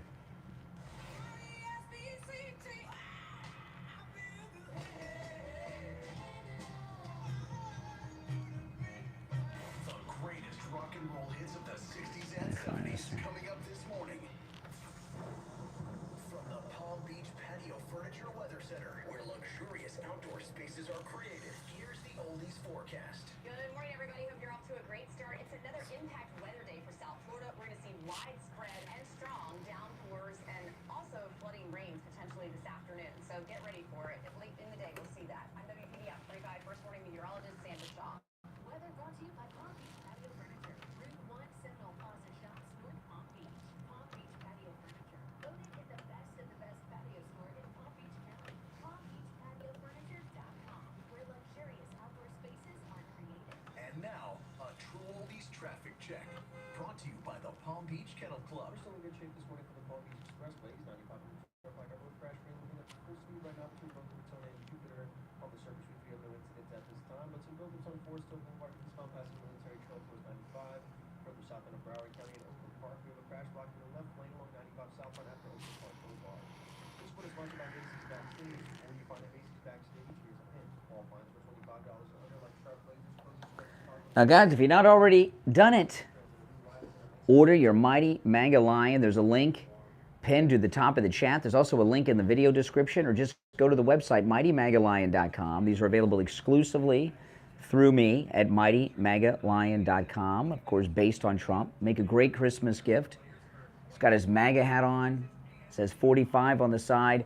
The Mighty MAGA Lions are arriving at my house today to be shipped out. Okay, they're coming to me from the factory. And then Kathy and I will start shipping them out right away.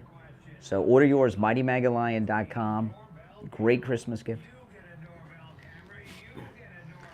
This is, yeah, there's a link pinned in the chat.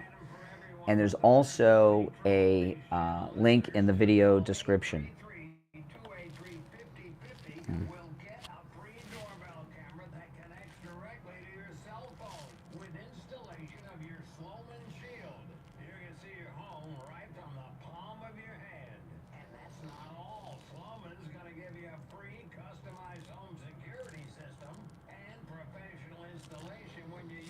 Yeah, but I was talking the other day, I think I mentioned it yesterday too, but we had a similar instance that's happened to Mike Lindell. PayPal would not allow us to process payments to the Mighty MAGA Lion. Can you believe that? PayPal would not allow us to process payments for the Mighty MAGA Lion. So we would try, yeah, I know. Isn't this crazy? Trying to work it out for weeks.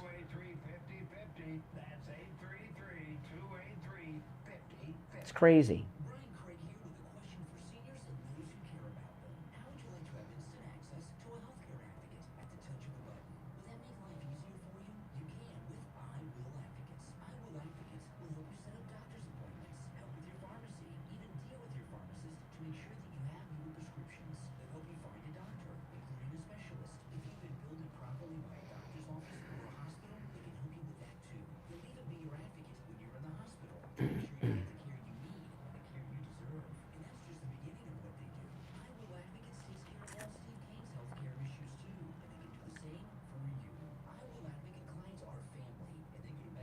Click the link, mightymagalion.com, Sabrina. You can order one.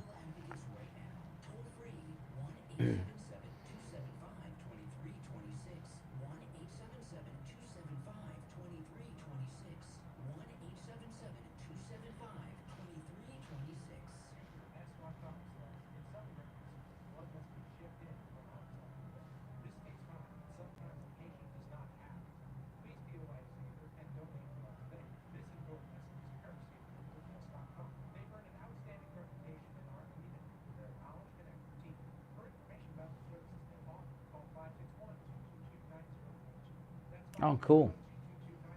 Yeah, I'm shocked with PayPal. I've used PayPal for years.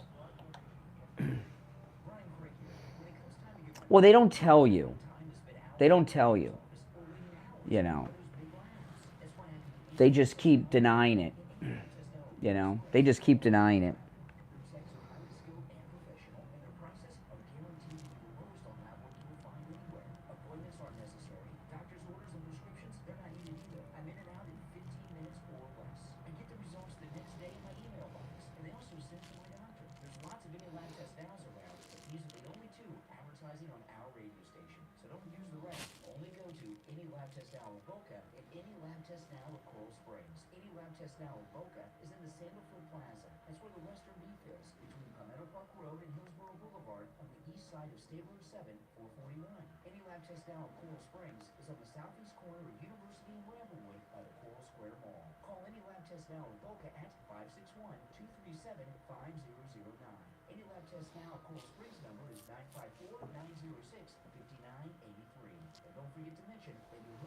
No, it's not convicted. You're wrong.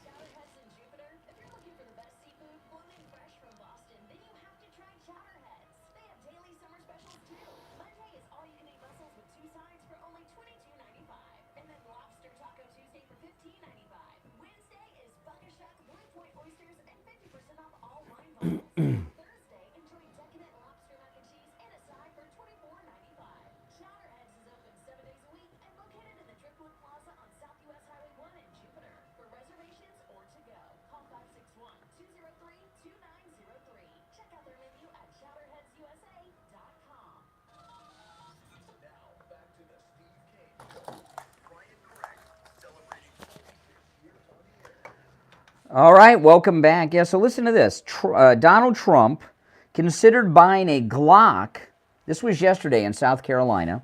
Donald Trump considered buying a Glock with his face on the grip during a visit to South Carolina Monday, stopping at the Palmetto State Armory with Marjorie Taylor Greene to examine the weapons available for purchase. President Trump posed with a special Trump edition gun that features Trump's photo on the handle with the words Trump 45 on the chamber. I'm going to buy one, Trump said. I want to buy one, Trump said after examining the weapon. Isn't a Glock a great gun? One of the salespeople told Trump that the Trump Glock was a top seller at the shop. They sell well? Trump asked. When he heard yes, he replied, they like me. The exchange was posted on social media by Trump's campaign spokesperson who wrote, Trump purchased the gun. Later, the Trump campaign clarified that the president did not actually make the purchase and then deleted the comment. So then there's an article in the USA Today about this. This is insane. These people are monsters. This is in USA Today today. No, Donald Trump did not buy a gun during his trip to South Carolina on Monday. He only said that he wanted to. Social media lit up after the Trump campaign posted a video of him admiring a gun with a likeness of him branded onto it. A now deleted post said the former president purchases a Glock, which was dubbed Trump 45. And it's a beautiful Glock. I'd love to have this Glock. Trump posed for pictures with the gun. His entourage included Marjorie Taylor Greene, but he did not actually buy it. Buying the gun would have been illegal because Trump is under indictment in 4 criminal cases, writes the USA Today. The campaign later issued a statement. President Trump did not purchase or take possession of the firearm. He simply indicated he wanted one. And I saw people on social media claiming he broke the law by possessing the gun because he's got these felony charges against him. What is going on in this country? Really? You know, what's going on is the Democrats will stop at nothing to stop him. He should be able to walk in any gun store he wants in this country and purchase a gun, but he couldn't. I'm hoping my wife gets me that one for Christmas. It's a really cool gun, but I imagine they're sold out, and they were under $900 yesterday. I bet they're over $1,000 today. I bet you. Very high in demand. You're on the air. What's your name? Where are you calling from? Good morning. You're on the air. What's your name? Where are you calling from? Denise from Stewart. Yeah. Hey, what's up, Stuart? Great. Listen, I don't listen to you most mornings, but as I go to when you go on for breaks, I switch over to different stations, trying to find some music. So if you go over to one station where it's actually Steve Harvey. Oh my God! Really? Are you kidding me? Are you kidding me? No. I'm not talking to you. I'm talking about you. Make sense to me of this, okay? I'm sure you're a nice lady. Why would you call a radio station and tell people to listen to another radio station? Why would you do that? See what I got to deal with here? See what I got to deal with? You think this job's... Why? No, why would you do that? Yeah, you did. I mean, you said a name, you said a state, you said if you really want to get aggravated. Now you're doing it again. No, why would you do that? Now, oh my goodness! Can you? I'm trying to see if you can think. Why? Let me ask the question again.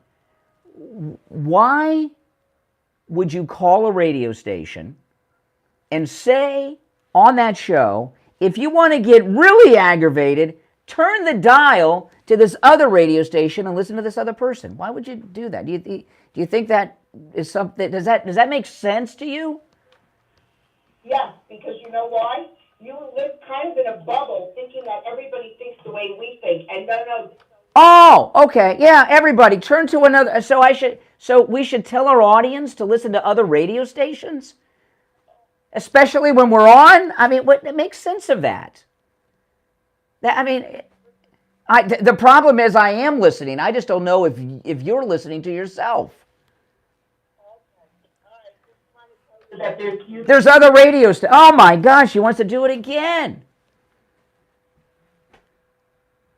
I mean, what the heck? Most people that do this would have discontinued that call and dumped it.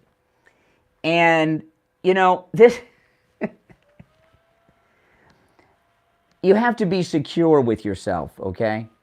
And you have to be secure with the program and the talents of the program and everything else to know that there's, I assume that there's other radio stations on when we're on, but I just assume that whatever they have on is filler programming, because what could these other radio stations have on that would be anywhere near as interesting as this, right? And you think I'm kidding? I'm not. I mean, that's how my thought process is. And so far as what she,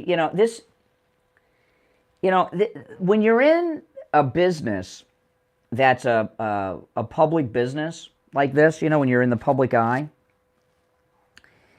there are always people, they come and they go over the years, that are out to, sometimes they're called trolls, but are out to try to stop you. And, this is the longest running radio show in the state of Florida, the Steve Kane Show. You often hear me say that, and that's something that we're pretty proud of on the radio for 46 years, since 1977. And over the many years that I've been a part of the, and I'll talk about that caller in a second because there's more to it. Over the years, there have been many people that have come and gone that have been, in one way, shape, form, or another, a participant in the program that oppose what we do on the show, right? Oppose our viewpoints or whatever issue we're talking about. And the issues change over the years. When you're the longest running radio show, you have a long history of different subjects and news cycles and things. OJ, Ilian, the Clinton impeachment. Steve's been on the air so long. He was doing the show during the Iranian hostage crisis of Jimmy Carter. Okay, and there's always people that are on the other side opposing you, but there's always a constant, and the constant is the seminar caller. Okay, and what. They're commonly called trolls today. Rush started the seminar caller. But what seminar callers do is they have one of two purposes. Most commonly, it's to promote an agenda counter to what's on the air. Not just this show, but other shows. That's their most common thing. Secondarily, they do what that lady did. And I've dealt with this for years with other callers, with other radio stations and other programming. What seminar callers want to do are two things. The first one, as I said, try to get out of a liberal viewpoint.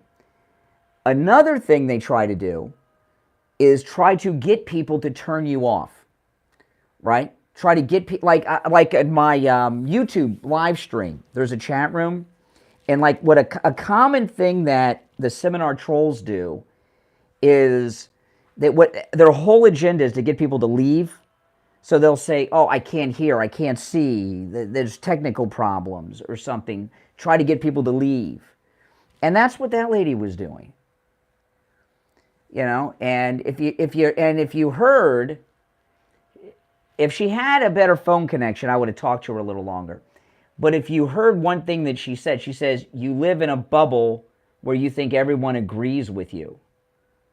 You understand what I mean? That was a bit of a tell that she's not with us, she's with the other side. And what she was doing was trying to get people to go somewhere where they'll hear an alternative viewpoint. What's that? That having an open border is an okay thing to do? Joe Biden called LL Cool J boy over the weekend. Boy is the equivalent to the N-word if you refer to a black man as boy. It's in fact, I believe, quite honestly, it's the most degrading thing that you can say. And you know, when Joe Biden called LL Cool J boy over the weekend, that was one of the it was an interesting moment because it was very revealing, and it revealed a couple of things. One, it revealed that his dementia isn't really maybe there, or not as bad as we're led to believe, because he immediately corrected himself. He called that boy, that man corrected himself. So he was alert enough to say it. But why did he say it? Why did Joe Biden call LL Cool J boy? You know why? You know why? Because that's how he really talks in private. See, you know, one thing I learned early on about speaking in public, learned a lot of things, made a lot of mistakes, okay, over the years. But one of the things I learned is be yourself, and don't talk any differently on the air than you will off the air. Don't talk differently in private than you would talk in public, because if you do that, you'll have happen to you what Joe Biden does. When you talk publicly so much in your life, okay, if you're putting on a fake thing, every once in a while you'll slip, and that's what happened. Joe Biden is a racist, and he called LL Cool J a boy because that's how he refers to black men in private when he's with Jill and Hunter and his brother and his sister. Very revealing moment. But that caller there, you know, when I was younger and just starting out, I would have, you know, I would have been out of there with that caller, you know. But now that I'm older, a little wiser, what she was trying to do, she says, you live in a bubble where you think everyone agrees with you, and she wants to tell you where you can go to get an alternative viewpoint that agrees with her, is what she meant. You know, one thing about Democrats that they're consistent with, they're not consistent with much, but you know what they're consistent with? Democrats are consistent with their dishonesty. Also their inconsistencies, but with their dishonesty. You talk to a Democrat long enough, you'll get a lie out of them. But you know, before we break, I'll say this. I haven't talked about this boy comment with Biden and LL Cool J. I might have referenced it yesterday, but I haven't talked about it. And the reason I haven't talked about it is I was waiting for one of our black liberal callers to call in and then bring it up to them. But now that it's Tuesday and we're like 4 days after the event, see, isn't this an interesting thing? We haven't had one of our black liberal callers in 2 days call in and be offended that Joe Biden called a very famous black man boy. I think he was talking to the Congressional Black Caucus when he said it.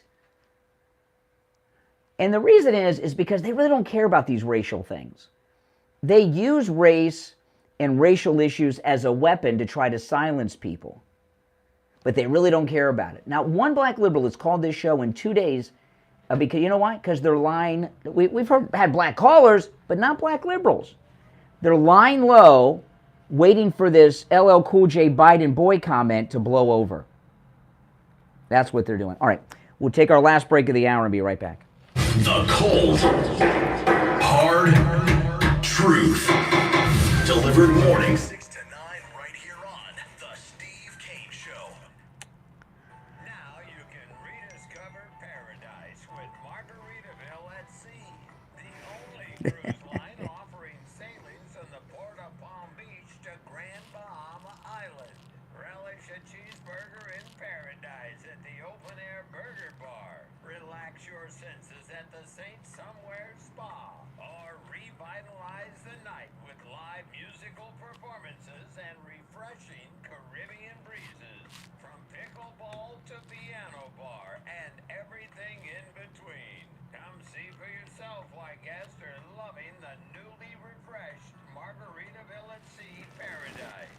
Go to margaritavilleatsea.com to learn more and get a great deal on your next Bahamas cruise. Hey, good morning, Brian. It's Lisa, and my husband and I received our My Pillow 2.0 that we ordered with Kane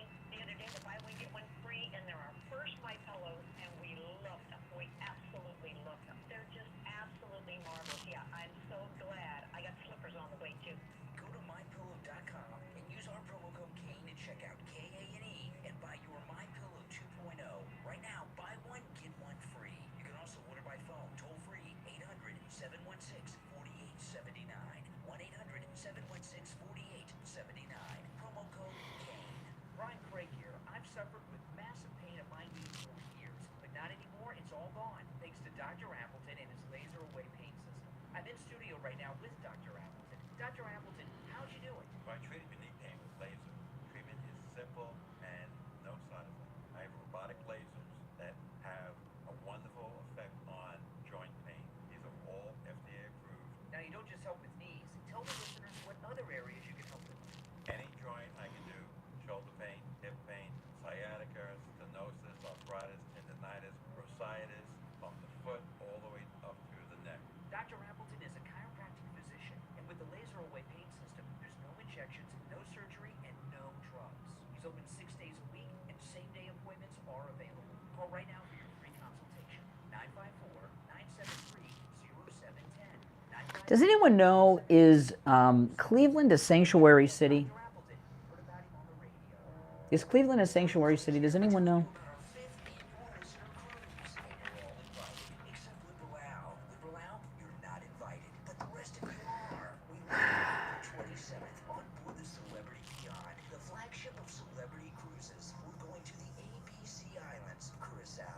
I don't know, it's a Democrat town.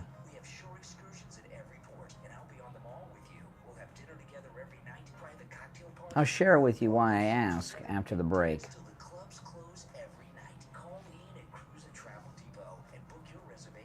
I think it is. Cleveland's pretty liberal.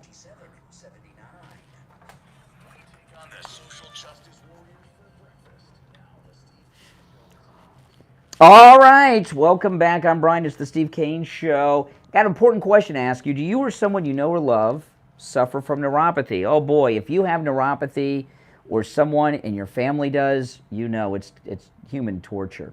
It really is. Well, I want to tell you about Lighthouse Medical Center. They have a treatment for neuropathy that works, and you know, we found Lighthouse Medical out of necessity. Steve had neuropathy, had every symptom there is. His primary care physician told him there was no treatment for it. Steve was suffering so much, he begged and pleaded. Reluctantly, his primary care physician sent him to a specialist, a neurologist, and the neurologist said, there's no treatment for neuropathy. Get used to the suffering. Isn't that something? And I actually found Lighthouse Medical Center. You know, when you're suffering from neuropathy, it's such torture. You don't have time to, you can't do the research, right? And I found Lighthouse Medical Center and was amazed at how quickly Steve's neuropathy symptoms were gone after he began the treatment. I mean, like he went in at the end of the week. I can't remember if it was a Thursday or Friday. And then we talked on Monday, and he was like all better. It was absolutely amazing. You know, all the symptoms of neuropathy: numbness, pain, burning, tingling in your hands and feet, muscle weakness, dizziness, muscle twitching, the feeling of pins and needles in your hands and feet. Some have no feeling at all. Some people have all these symptoms in rotation. Some have many of them at the same time. It's awful. Call Lighthouse Medical Center. Now, if you can't make it into the office, that's okay. They understand that people with neuropathy may have some travel difficulties, okay? But no matter where you're located, they can help you. But even if you're in town and you can't make it, they can still help you. Give them a call. 754-222-6642. 754-222-6642. That's 754-222-6642. Now, I got a question here. Is Cleveland, Ohio a sanctuary city? I believe it is, and there's a reason why I bring this up. It's a very liberal city. Remember the Obama phone lady was in Cleveland. Everybody in Cleveland got an Obama phone. Remember all that? Cleveland is a very, very, very liberal city. And I haven't seen any updates on Cleveland so far as illegals being transported there, but we know that these sanctuary cities are receiving, not just through Greg Abbott, but through Joe Biden, illegals all over the place. Have you heard what's going on in Cleveland with kids? There's a big story in the Daily Mail today.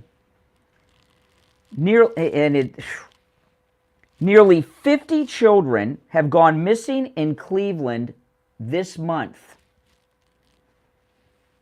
Nearly 50 children have gone missing in Cleveland this month alone. According to the Ohio Attorney General's office, there were since September 1st. Since the beginning of the year to this point, 1,072 kids have been reported missing. Just in this year alone, 1,072 kids have been reported missing. Police say the most likely runaways. Really? Where's the investigations into this? The police say the most likely runaways, they're struggling to keep up with the demand of anxious parents waiting to find their kids. The police chief says cases of missing children between the ages of 12 and 17 are unusually high in Cleveland. For some reason, in 2023, we've seen a lot more than we normally see, which is troubling because we don't know what's going on. We see a lot more, over 1,000 this year alone already, and the number's growing. Well, the reason I ask if it's a sanctuary city is the flow of illegals, which is a trafficking ring, has increased to maybe record highs this year. Then the chief says whether they're being trafficked or involved in gang activities and drugs, we don't know. Cherie Snowden, whose 15-year-old son, Kayshawn, is missing, said, "It's been over 40 days. I miss my child every day. I'm worried. I don't know if he's eating or sleeping." You know, when kids that are 12, 15 run away, they don't usually run that far. And if they're just a kid, like a legitimate runaway situation, you hear from them. You hear from them because, come on, they can't live on the streets. They got no money. President of Cleveland's Missing and Police Chief Village of Newport Heights says there's not enough police officers to do this as law enforcement. Other missing children of the over 1,000 include 14-year-old Gideon Heffer, who was last seen September 12th.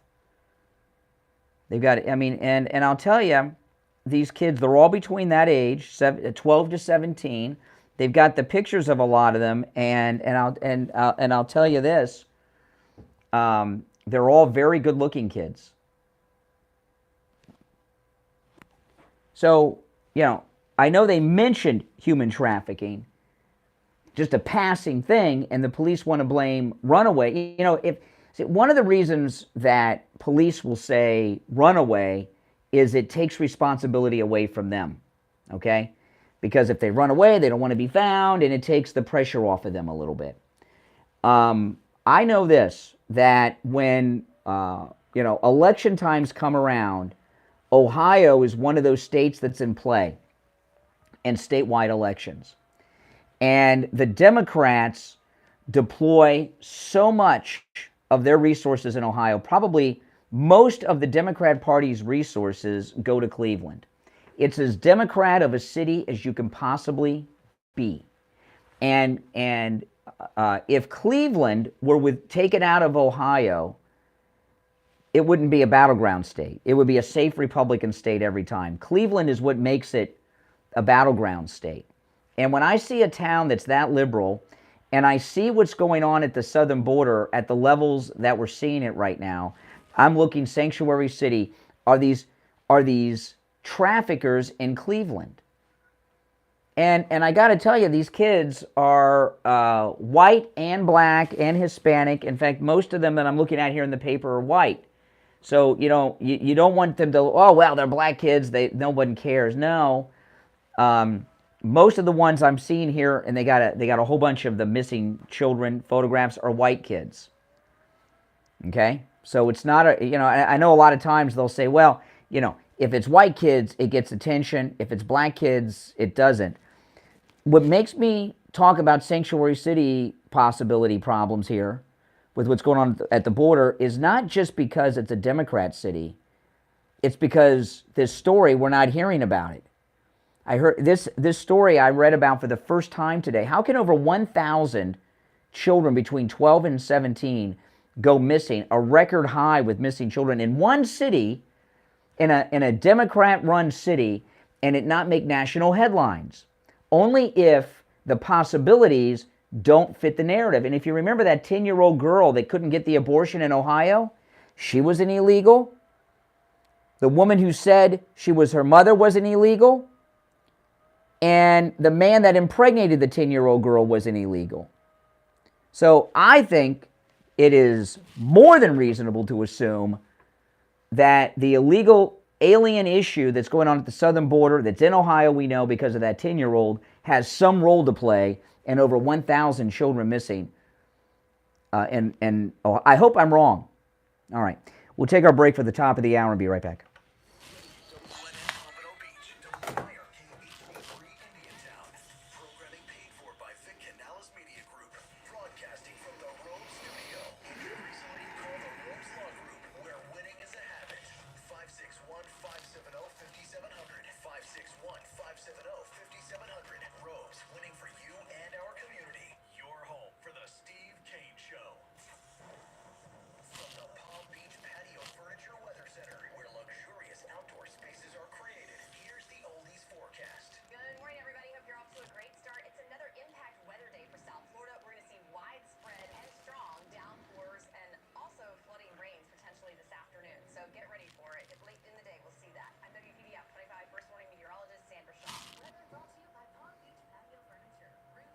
What do you guys think about that? And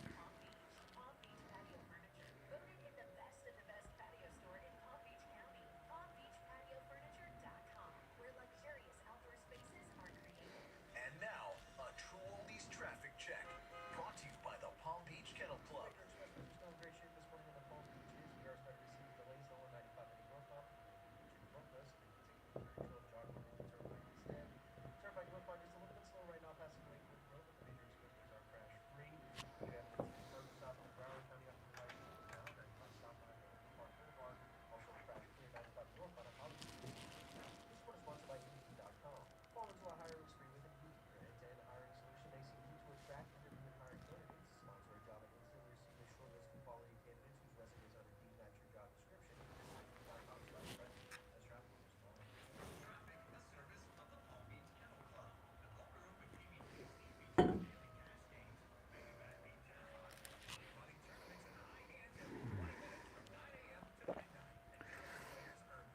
What do you guys think about this? The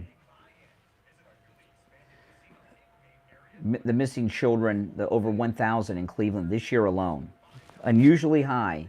Do you think the border issue has anything to do with that? Or am I getting nuts?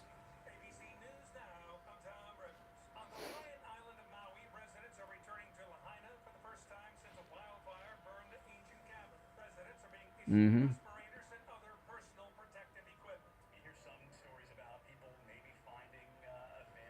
They're working against Trump. That's what they're doing.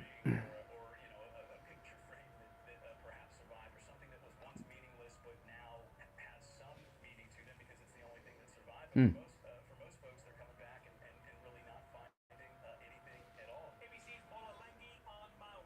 Yep. I would think so, because I think when the traffickers come and they drop off their smuggled children, they want to go back with a new load, so they snatch a kid. Is that possible?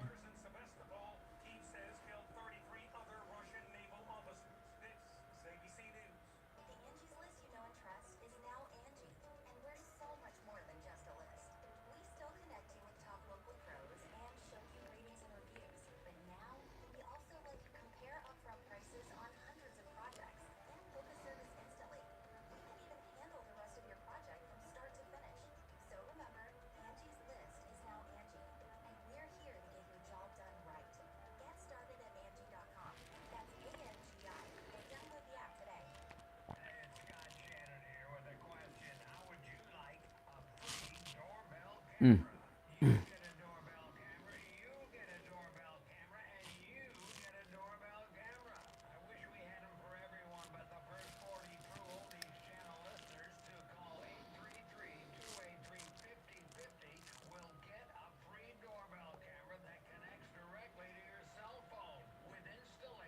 Wow.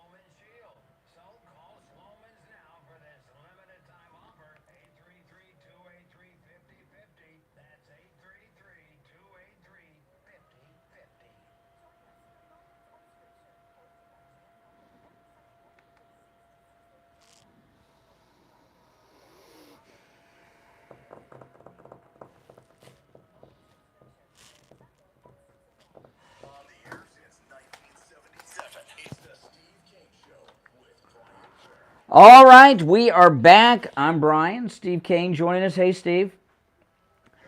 Oh, well, I don't know. A lot of terrible stories going on. You know, did you hear what I was talking about before the top about this thing? Okay, now I just want to go through this again because maybe I'm being crazy, but I'm looking at what's going on at the southern border. We're seeing the largest attack on the southern border because they're just bursting through the thing.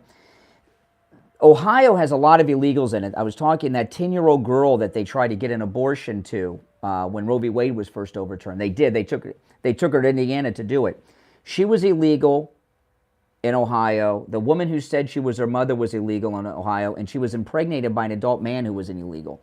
There's a lot of sex trafficking and illegals in Ohio. Cleveland is where the Obama phone lady was famously from, and it's a sanctuary city. Over 1,000 children have gone missing in Cleveland alone this year so far, and the number's growing. Over about 50 this month, but over 1,000, about 1,045 or so this year. And I'm thinking, Steve, that these human traffickers drop off their load in Cleveland and they snatch a kid to take back, to have a return haul. You know, this.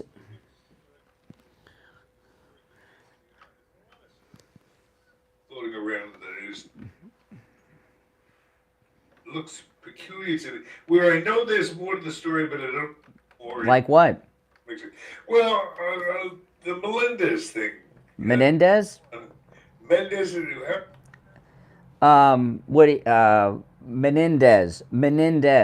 Menendez, like the brothers that killed their dad, I think. Menendez. There's something going on. I try to put this together, and I haven't been able to find an extended story that goes into detail on it. But there's something strange with the wife, Menendez's wife. Oh, I got the whole thing figured out. We just haven't gotten into it. He is, okay, yeah. I know there's something, but I can't quite put my... What'd you notice about his wife? Well, the first thing I noticed is she's younger and better looking than he. Well, that's not saying much. Everyone's better looking. She's, you know what she's not a young woman. She's an older woman, but younger than him. But she's an old bimbo. Yeah, total BS story. I'll tell you. I'll tell you. Okay, she is an old bimbo who doesn't realize she's still old. That's why she dresses so appropriately. The first thing you notice is she's got huge boobs, right? And she's been, yeah, and that's why he's in trouble. They've only been married a couple of years. There's a video of him proposing to her through song. He sang his proposal to her while they were in front of the Taj Mahal. Yeah, well, I know how they say they met. Okay. There's no pieces. There's no pieces. She's a criminal operator. She's a grifter, but and they're a match made in heaven. They've only been together a couple of years, okay? This is not his original wife. They've only been together a couple of years. And their story is that they just coincidentally met in an IHOP in the town that he used to be mayor of. Just coincidentally. 3 perps in this. Yeah. Were bad guys that facilitated. Well, foreign agents for Egypt, for Egyptians. They were brought. He gave military aid to the Egyptians. So with them. That's right. Or she knew. This is what I think. Okay, I think. No, we'll talk. Yeah, we'll talk about it though. I think she is an operator. I think he is a mark. And I think the Egyptians, which by the way is an Islamic state, okay. Remember they took it over during the Muslim Spring. Egypt, the good guys that used to run Egypt, lost control of it. I think he's a mark. I think she's an operator, and she may be a foreign asset, but she's a honeypot. And because no, she didn't set it up. No, the Egyptians set it up. They sent her. Listen. everybody already knew he was a crook because he was on trial for bribery before. He was not acquitted. They had a hung jury. That's how he got away with it. And he was on that high level with all that intelligence access as the chairman of his committee. The Egyptians targeted him, and they sent this huge boobed old bimbo into the IHOP and seduced him, and got him to do crime. Yeah, he was a mark. He was a mark, and she's probably, and I'm surprised no one's gotten into this, she's probably a spy. She's probably a spy, and he gave weapons to Egypt for all of this stuff. If I have my story right in my head, she was sleeping with Menendez. Well, they're married. No, but I'm saying before they were married, she was sleeping with one of the Egyptians. Oh, I didn't hear that. That wouldn't surprise me. But I think she's either a spy or she's a grifter that was hired by the Egyptians. But he was a mark because they knew he was a player because of the previous bribery trial, which was pretty heavy duty. It was a big deal at the time, and that's it. It's a spy operation by Egypt. They don't want to focus on what he did to Egypt, but he gave weapons to Egypt. That's a story that seems to have fallen through. See, what he did isn't so much bribery; it's treason. This guy should be arrested on treason charges. You know, for what he did. This isn't just some financial crime. This is treason stuff. Yeah. The lawyer that he had the first time, Abbey Lowell, is that the guy's name? I don't know. I know that he's hired Hunter Biden's lawyer now.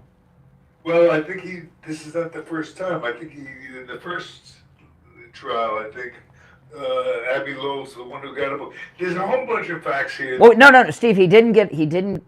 In the first trial, it had a hung jury, and he was not acquitted. But the Justice Department didn't retry him, but he was not acquitted. Hung jury. What would you say to my theory that in the course of dealing with that first situation, in the one in which he met his wife, that he went to Biden for help? Biden? Biden. He's using Biden's lawyer, correct? Hunter's lawyer. Yes, he's using Hunter's lawyer. Oh, okay. Okay. Now I get. Okay, after the indictment came through, you think he called up Joe and they gave him Hunter's lawyer? First trial. I think this is the same lawyer he's using now. He used in the first trial. That got him out. And that first trial, and I don't remember all the details of the first trial because it's been a while, and but. In that first trial, it was with a doctor from Florida, and they were flying to Costa Rica, and there was all kinds of things. It was really bad. It was really bad. That was part of it. Yeah. Yeah, this is a... No, they're not. No, they're not. Corrupt guy, influential guy in the Democratic Party, was in trouble that maybe Joe Biden might have helped him out a little bit. What Joe Biden may have done, getting a hung. Well, remember they got a hung jury, okay, in the first one. It only takes one person. So there's one of two possibilities. There's a couple possibilities, okay, with the first trial and Joe Biden. Now, because of the D.C. and Virginia and all that stuff. You get one Democrat who thinks Democrats should be able to take bribes and do crime, and they could have had a legitimate hung jury, or they could have bought somebody to make it a hung jury. But what was very odd.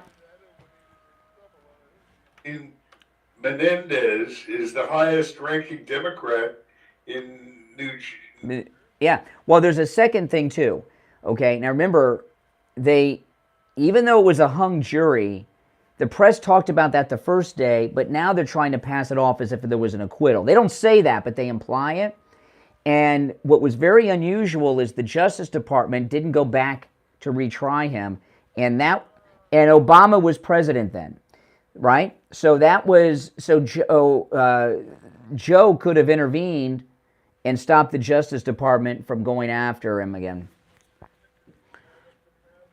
He's been in cahoots with Joe from the beginning. Well, yeah, you know what he says? He says this is typical with Cubans. We all keep, yeah. I mean, he says this is all my money. My belief is that the Egyptian government was behind it, and they either hired her. Yeah, they either hired her as a professional bimbo or she works with the Egyptians, and that's, she seduced him. Oh, yeah, she did. All right, now listen, we're going to take our break. Our number is 1-888-GO-CANE, 1-888-465-2631. I think they should be looking at him for espionage and treason charges. The easy ride, it's because he's got connected somewhere along To Joe Biden. with Biden. Well, basically, Steve. Yeah. Sneer in his face because I think he thinks he's part of he's part of the guys that are going to. Well, yeah, he's pretty arrogant. I mean, you can tell he's a professional criminal, and I know what he's thinking. I'm not doing anything Joe's not doing, so why am I in trouble? Express such sentiments at some point in the drama. Yeah. All right, listen, we'll take our break and be right back. Don't sit on the sidelines. Get in on the action. Call the Steve Kane Show live on air now. 888-GO-CANE-1. This is the Steve Kane Show with Brian Krantz. All right, it's time to check in with attorney Barry Siegel from the Siegel Law Group. Attorney Barry Siegel, good morning. Brian, good morning, Steve. How are you guys doing? Good morning, counselor. Good to hear your voice. This morning I want to talk about some important truths about long-term care. We go through our life working our entire life, working hard, earning money, hopefully saving some money, and sacrificing, not buying everything that we ever wanted, and then we come to a point in our life where we're retired, and because people are living longer, people are going to need long-term care. More and more people are going to need to have long-term care. And another truth is that it is very, very expensive. The cost of long-term care can, home care, depending on the number of hours you're getting a week, a month, can be $5,000 or more a month. You could be spending anywhere from, let's say, $5,000 to $8,000 a month on assisted living, and nursing homes could be 10 to 15, or even 1,000, or even more than that. If we don't have a plan to cover the cost of long-term care, we could be in big trouble financially in our later years, or leave somebody like our spouse in a very bad situation where we leave them with little or no money. And there are options available, and that's why it's so important to educate yourself to know what those options are, especially if you don't have long-term care or enough long-term care to last a lifetime or even more than 3 years. And that's right. Yeah, and I was just going to point out, because I learned this through Barry, and this is to me as an important add-on to this. I thought when you had long-term care, you had long-term care for life. And I learned through you, Attorney Barry Siegel, that's not the case. That it used to be that way years ago, but now a lot of these long-term care policies expire before people expire. Yeah, the long-term care policies that they show now, the ones that are pure long-term care, very rarely are going to be beyond 3 years or maybe 5 years. Or sometimes they're on a certain amount of money, and once it's gone, it's gone. So it's very important to make sure you are familiar with the alternatives that are available. So if you do run out of long-term care insurance, or if you have no long-term care insurance, you have a plan B, so you don't have to foot the bill for the entire amount. You can have government benefits and Medicaid pay for it. And by the way, you can get these benefits even if your income and your assets are over the limit. I'm not promising that for everybody. Every case is different, and that's why it's important to take a look at it now before it's too late, because if we get to the time where you need this care and you didn't look at it or have an elder law attorney like us look at it in advance, you could be out of luck, and it could. That's right. And Attorney Barry Siegel at his law firm, the Siegel Law Group, has an entire department of experts that do just this type of work in his practice. And they're amazing. And some of them have been through this themselves in their own families. Now, remember, it's always a no-charge consultation with the Siegel Law Group if you mention you heard Attorney Barry Siegel on the radio. You can find them online at siegellawgroup.com. Also, no matter where you are in the state of Florida, the Siegel Law Group can help. Call 855-FLA-3782. 855-FLA-3782. All right, Attorney Barry Siegel, we'll talk later in the week. All right, back after this. Now back to the Steve Kane Show with Brian Craig. Listen in the Palm Beaches on 95.9 FM, the Treasure Coast on 106.9 FM, hear us in Boca on 95.3 FM, Fort Lauderdale on 96.9 FM, and anywhere in the world at True Oldies FM. All right, we're back. I'm Brian. Steve is here. Yeah, this minute. Yep.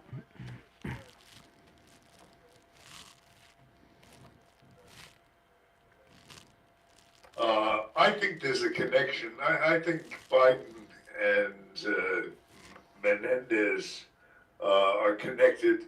I think that when Menendez got in trouble the first time, he went to Biden for help because he's the senior officer, Democratic, in that. Senior bribe officer. They're going to great pains not to link the two of them together, but I think the trails are going to meet at the top. I think we're going to find. And that's why he's so confident. Well, you know what it sounds like you're saying. And by the way, our number is 1-888-COCAINE-1. This is what it sounds like to me. They were just two senators side by side taking bribes, and then one of them hit it big and became president, and they left the other one behind. But his former briber and partner over there, he's like, I know everything. So you got to get me out of this, Joe. I expect, you know what I expect? I expect a pardon. That's not until Biden's out the door. Well, it'll be sooner. Listen, the Menendez is going to announce that did he do it yesterday? He's going to run for re-election. He's in office unless he resigns until the presidential election time. So Biden, so that's, yeah. So I'm expecting a pardon. A long time. Yeah. Well, we'll see. All right. Now, it's amazing to me that I listen to even a lot of the good conservative people, and their take is, well, they just want to look credible, the Justice Department, because they're going after Trump, so they want to show they go after Democrats. That's not what's going on here. It's much deeper. All right, you want to take some calls? What do you want to do? All right, you're on the air. What's your name? Where are you calling from? Good morning. Yeah, you're on the air. Oh, hey, Uncle Steve. Good morning. It's IB in Broward. Hope you're feeling well today. How goes hey, buddy. I'm breathing. Just a comment. I'm glad that lady called in that you considered a seminar called in and said consistently what the Democrats and mostly liberals have in common is what they have in consistent is they lie. It confirms what I was going to say about Tom. When Tom called in from Florida, Tom called in yesterday, said, oh, I'm just leaving work. I'm on the way home, right? Yeah. Within 30 seconds, because I watched it twice, within 30 seconds, then Steve says to him, well, you're the connoisseur of these matters, sir. And then he goes, well, when I'm on the way to work, I don't have time to, really have time to... So... Now! Yeah. Going home from work. This is interesting. See, I didn't even pick up on that. So when at the beginning of Tom's call yesterday, he was on the way home from work, but at the end he said he was on his way to from work. Way to work. Oh my goodness. 30 seconds, just go past the 8 o'clock hour, and I had to bring it up because of what you said, and I was going to bring it up anyway, that they're consistent liars like Joe Biden. Wow. Reason. They lie for no reason. I guess it makes them feel better about themselves. But here's why I called in today. This is going to sound really ludicrous, okay? And there's never the opportunity like a Friday for me to talk about this stuff, but I'll go really quickly. Based on some things I've seen, I believe Barack came from the Indonesian countries. He was a little boy that was going to be inheriting some serious wealth, and his life would have been in danger, like Kim Jong Un killed his brother. They got Barack out of the Indonesian country, sent him to Hawaii.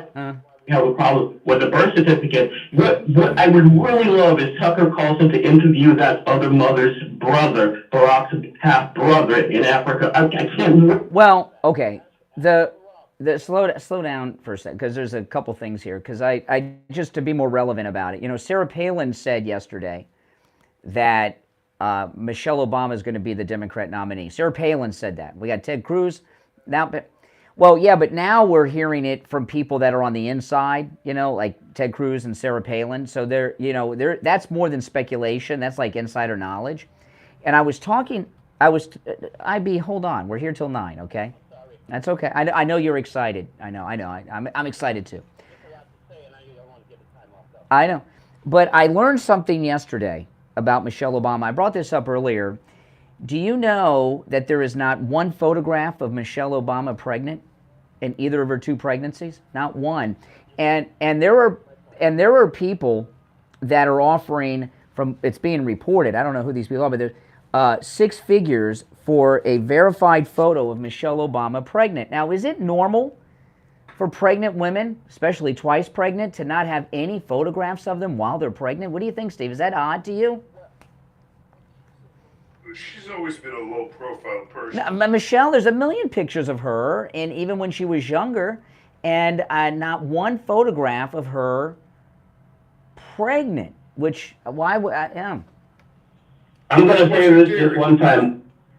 I'm going to say this one time. When Brian said that this morning, the bell went off because I'm like, finally, Brian is getting to what I always used to think. If you go back and find a show with Ellen DeGeneres, when Michelle was on Ellen wearing the nice long white pants, there was a show that focuses on the crotch. You go and look at it and see what they were talking about. Then there was another scene when Michelle was coming down the steps, like a little running motion, like when Barack comes down the Air Force One, he has a little running. Yeah. You might see a little jingle, if you know what I mean. And let's not forget, Barack made the mistake more than one calling Michelle Michael. Yeah, he did. That's true. That's true. He did. Think about all the deaths surrounding them, having to do with anything having to do with bisexual, being gay. He's the guy that wrote that letter saying how he fantasizes about gay sex. He's the one who went to a church that the Reverend Myers guy got killed. Well, if what you're suggesting about Michelle is true, he's living his dream. All right, we'll be right back. Making morning radio great again. I think you're gonna really love it. It's the Steve Kane Show with Brian Craig.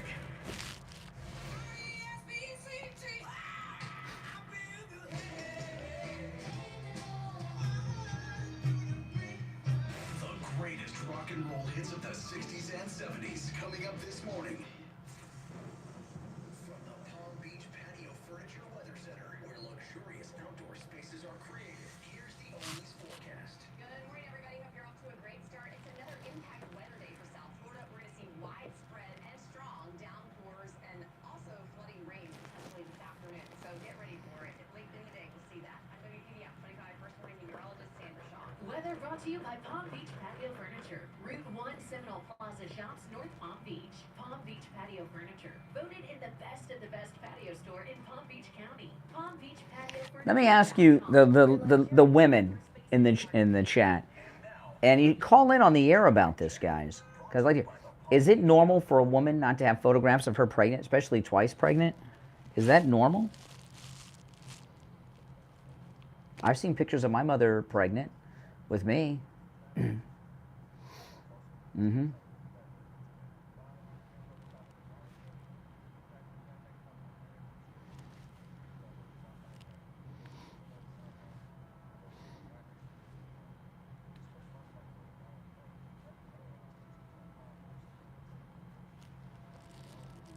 It's not normal.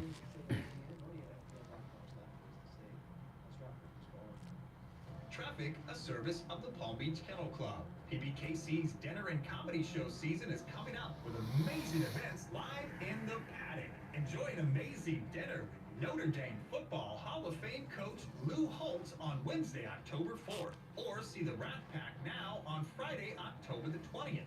Let It Be Ultimate Tribute to the Beatles on November 17th. Plus, December features Andrew Dice Clay, Jackie Martling, Memories of Elvis, and much more. For more information or to buy tickets, go to pbkennelclub.com. If you're suffering from burning, tingling, or numb feet, you need to pay special attention as we discuss neuropathy with Dr. Darren Lastovsky, DC, owner of Pivotal Health and Wellness. Dr. Lastovsky, what is neuropathy?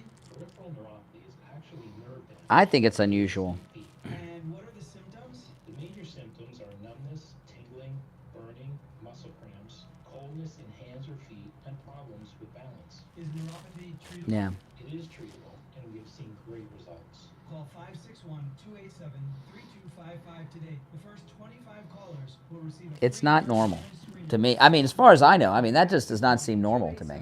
3255 561-287-3255. The free screening is a $149 value. The patient and any other person responsible for payment has the right to refuse to pay, cancel payment for any other service, examination, or treatment that is performed as a result of ending in 72 hours of responding to the advertisement for the free, discounted fee, or reduced fee service, examination, or treatment. Hey, good morning, Brian. It's Lisa, and my husband and I received our My Well, these are the kind of things she'd have to deal with if she were running for president. free, and they're our first My Pillows, and we love them. We absolutely love them. They're just absolutely marvelous. Yeah, I'm so glad. I got slippers on the way too. Go to mypillow.com and use our promo code Kane at checkout, K-A-N-E, and buy your My Pillow 2.0. Right now, buy one, get one free. You can also order by phone, toll free, 800-716-4879. 1-800-716-4879. Promo code Kane.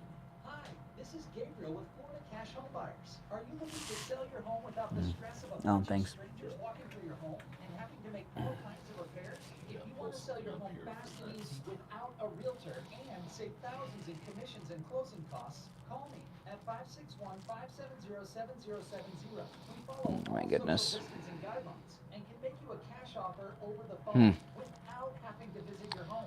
Oh. Our absolute best to make your home selling experience as easy and enjoyable as possible. You can even get a $10,000 cash advance before the closing and stay in your home after the closing, so you don't need to worry about quickly moving out. Whether you have a damaged fixer-upper home or a beautiful home that doesn't need any repairs, we can buy it. If you want to sell your home fast and easy, call us today for a free offer. 561-570-7070. That's 561-570-7070. I'm gonna have you play a show off of that? Oh my gosh. Yeah, because for some reason we don't have the date because he's on the road again. We don't have the episode he wants me to play for some reason on archive. It's not on the website, it's not the save stuff. So he's like, I was like, are you sure that you had an episode that day? And he was like, yeah, on the Facebook. So I'm gonna just play from there. Didn't sound too bad from the quality, but it's Yeah. like, I got no other choice.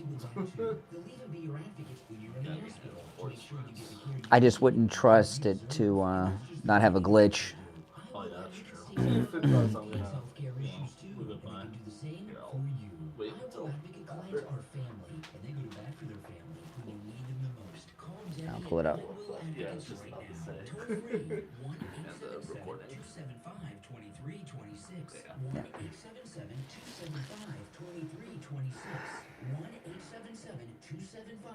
1-877-275-2326.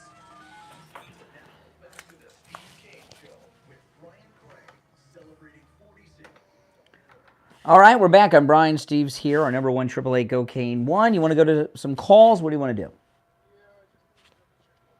Yeah. I want to clarify it. So am I right that about the lawyers that It's. I don't know. Okay. Let me clarify the question because I think we confused the question. We know that he has Hunter's lawyer now. We're trying to figure out who was his attorney during the first trial, is what we're trying to figure out. in one, I think? Hmm. Well, anybody that has information that can clarify that, just give us a call. Mm-hmm. All right. Yeah. Well, we got a lot of unsolved mysteries here today, including the photograph. All right. Well, we are. And all all separated. We are. All right, let's go. You're on the air. What's your name? Where are you calling from? Good morning. Yes, Brian from Deerfield. Hi, Brian. Hey. Brian and Steve. A couple points. I think that lawyer, was that Abby Lowell? Yes. Yeah, was it? Okay. On the Menendez thing, originally wasn't he also charged with being with underage hook? No, there were no charges. People just were speculating. We've got to really tighten up these charges because the big money now seems to be selling out the country to other countries and putting our security in. Oh, boy. Didn't you hear Menendez? You just don't like Cubans. Menendez says all Cubans do this. Yeah, it doesn't matter. It doesn't matter. All Cubans have thousands of dollars in their pockets, in the closet, in jackets. You know, those gold bars, I mean, I'm not a math whiz, but that's over $60,000 a bar for, I mean, that's a lot of gold. And how many did he have? 4? I think 4 goes about 19. You would never, no one would leave 4 kilo bars of gold in a closet in their home like that. The only reason you would not put that, I know people do keep gold at home, I'm sure, but not at that level. At that level, you either go to the safe deposit box or something, but then there's records of things. I'm a senator that's walking around cash these days. I don't know, but you know, when I saw 2 more points. When I saw Trump in South Carolina, it reminded me. Remember when Biden was swinging through there in the primary, and he was like 2nd or 3rd or 4th, and he got the big endorsement from Clyburn, and all of a sudden he jumped to the head of the pack primary, and some of his competitors all of a sudden dropped out who were ahead of him. Yeah. It was South Carolina. Yeah, that's right. Is this a perfect example of how the Democratic machine works? Mm-hmm. You didn't know any guy, and they're going to put it in. It appears to be, from what we're talking about right now, a replay so far of the South Carolina thing, the last one. Yeah, exactly. Biden got trounced in primaries leading up to the South Carolina primary, and then out of nowhere he came and had a big win in the South Carolina primary, and that was it. Well, Clyburn's a sleaze. Did you hear his interview over the weekend about Kamala, Steve? Oh, they asked Clyburn if Kamala would get the nomination, and then he said something that was so strange. He said she'd have to earn it. And my thought was, the same way she earned her first statewide job from Willie Brown, what is Clyburn suggesting here? Well, you know, it'll be a real blowout in that case, you know. Yeah. Can you say that? I don't know. Do I have to dump myself? I don't know. You know, if they didn't have Clyburn in South Carolina, we just have Biden in the White House. Listen. Let me tell you. I've never bought into this. I've told Steve he's nuts about Michelle Obama for years. Okay, because Steve's been saying this for years. But when I hear Trump insiders say it, like Sarah Palin and Ted Cruz, that means that's not speculation. That's a real thing that's going on. Now, I don't know where I saw it or heard it, but that there is possibility of a baby picture out there. No. They released, okay, this pregnancy thing about Michelle in the photograph. The reason it's on my mind, I heard this long ago, but never gave it much mind. They released a photograph of her pregnant, and then it turned out it was an AI-generated photograph. It was fake. And there are people that are offering 6 figures for a photograph of her pregnant. Wouldn't you? And I don't think one exists. For Big Mike, I don't think so. What is the assumption here? That she's not a woman is the implication. Yes. I saw the jingle picture too. So I don't spend time looking at that part of Michelle Obama. Pretty easy to notice. I mean, you know. Mm-hmm. Give a shout out to To who? To Greg Kelly. I want to congratulate him and go on after the head of the Joint Chiefs of Staff, General Miley, who has a lot of information, and he's going after him while he's still on. He's still got 5 days, and actually called for a court-martial last night. Well, let me tell you. Okay, you're talking about General Milley, and let me tell you this. When you are a general like that, You're always in the Army for life. It's not like somebody else that's out. And he very well, when Trump comes back in, could be facing court-martial. You know, what he did on January 6th, remember? On January 6th, during the breach, first thing he did was take control of the nuclear weapons away from the president. And then he called up his counterpart in the Chinese army to let him know everything was under control. So that's, yeah. And he also was talking to Pelosi at that time, too. So he conspired with other officials, yeah. And believe me, President Trump knows a lot about it than just that, and he's plenty ticked about it. And so Milley could still find himself court-martialed in Trump's second term, and it wouldn't surprise me. You know, Steve, Trump, Trump's speeches lately, he's been talking about doing all kinds of investigations of people, including collusion inside MSNBC and NBC News with the Democrats and foreign powers. Mm-hmm. Well, I know he's been alluding to the treason charges, too. Mm-hmm. He should check that a little bit more. Yes. So, you know, I take the gloves off, and I think some scores have to be settled here because... I don't think it's scores. Score sounds like revenge. No, it's justice. These people are guilty of what they seem to be. I think they should be held accountable. By the way, are you still in Delray or? Deerfield. Oh, you're in Deerfield? Okay. All right, just checking. All right, I had a reason, but I'm not going to tell you. Because I think you busied out. Ah, okay. All right, take care. Take care. You're on the air. What's your name? Where are you calling from? Al in Boynton Beach. You have 30 seconds to be interesting. On the subject of General Miller, on December 21st, oh my goodness. on 4 Can I hang up on this guy? Iraqi war criminals, 4, not 1, not 2, not 3, but 4, that orchestrated the unarmed civilians. What do you... I was... No, you can Google it, December 21st. You know, when he takes his calls, I feel like I'm drunk.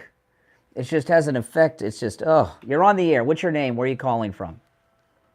Hey, Brian, Martin, Florida. How you doing, sir? All right, Martin, speak up. Hey, just to reiterate on what you're talking about, Big Mike there. Yeah, also, I forgot which... That's Michelle Obama, Steve. That's what they... Okay, which article, just Big Mike. saying the pictures. There's an article, I forgot which magazine the show was, but she admitted that she supposedly had a surrogate mother birth the babies for her. That's possible. The end of the world. That's an honorable thing. But at the one hand, they want to say that she was actually pregnant and had the children, but yet in a little sneak interview, you know, that she did with that, he did with that. Well, you know, listen, the thing about, people forget this, when they think that Michelle's a shoo-in.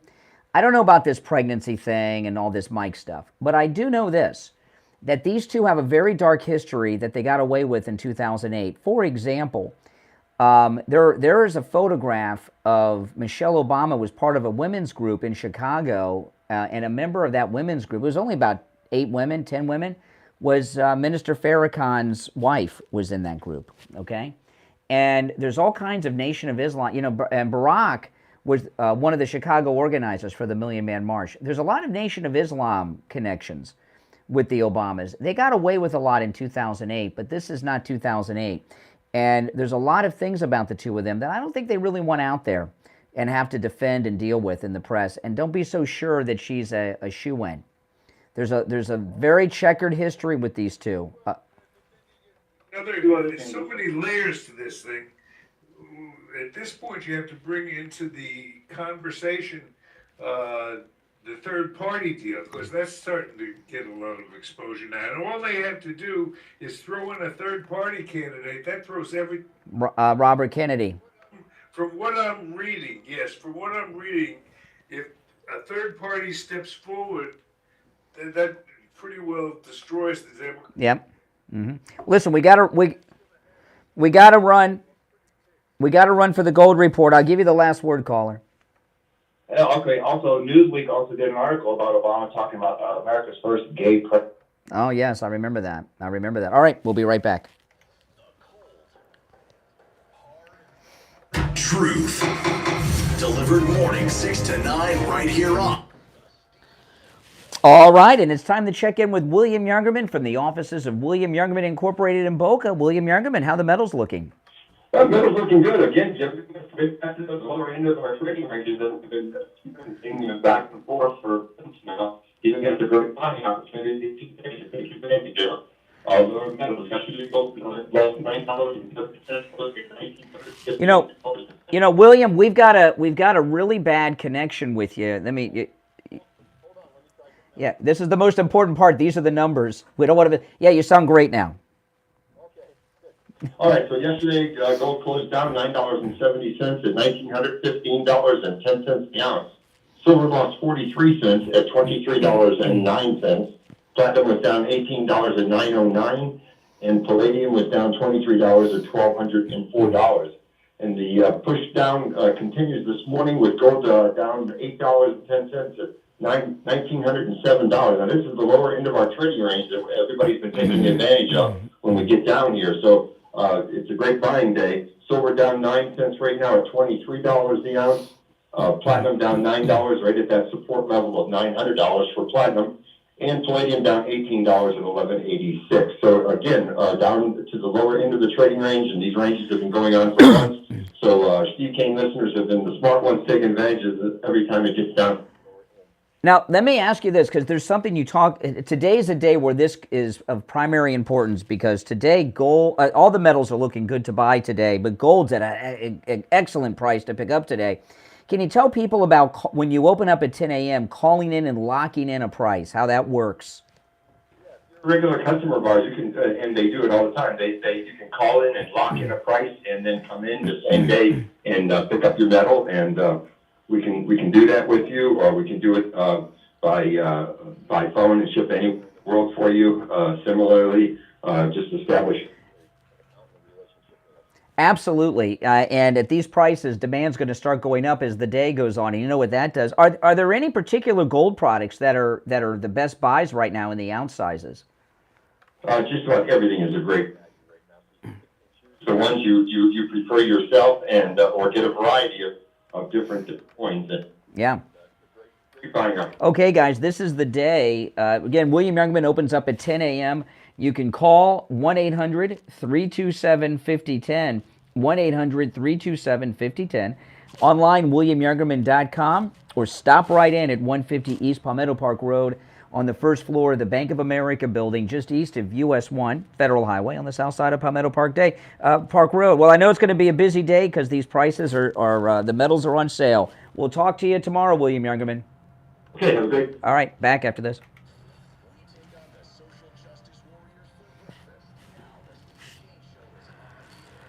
All right, we are back. We got a lot of mysteries today. It gets crazy. I don't like it when it gets like this. Oh, I love that.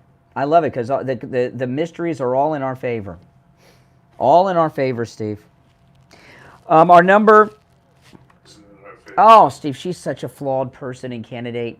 A first lady gets a free ride. There's so much about her, but she won't be first lady when she becomes a candidate. And you get it? That she won't be a first lady, and and you got to understand, Steve. Steve, me, you, listen, Barack Obama. I want you to think about this. Barack Obama, as we get older, years don't seem so long ago. He was president 15 years ago. To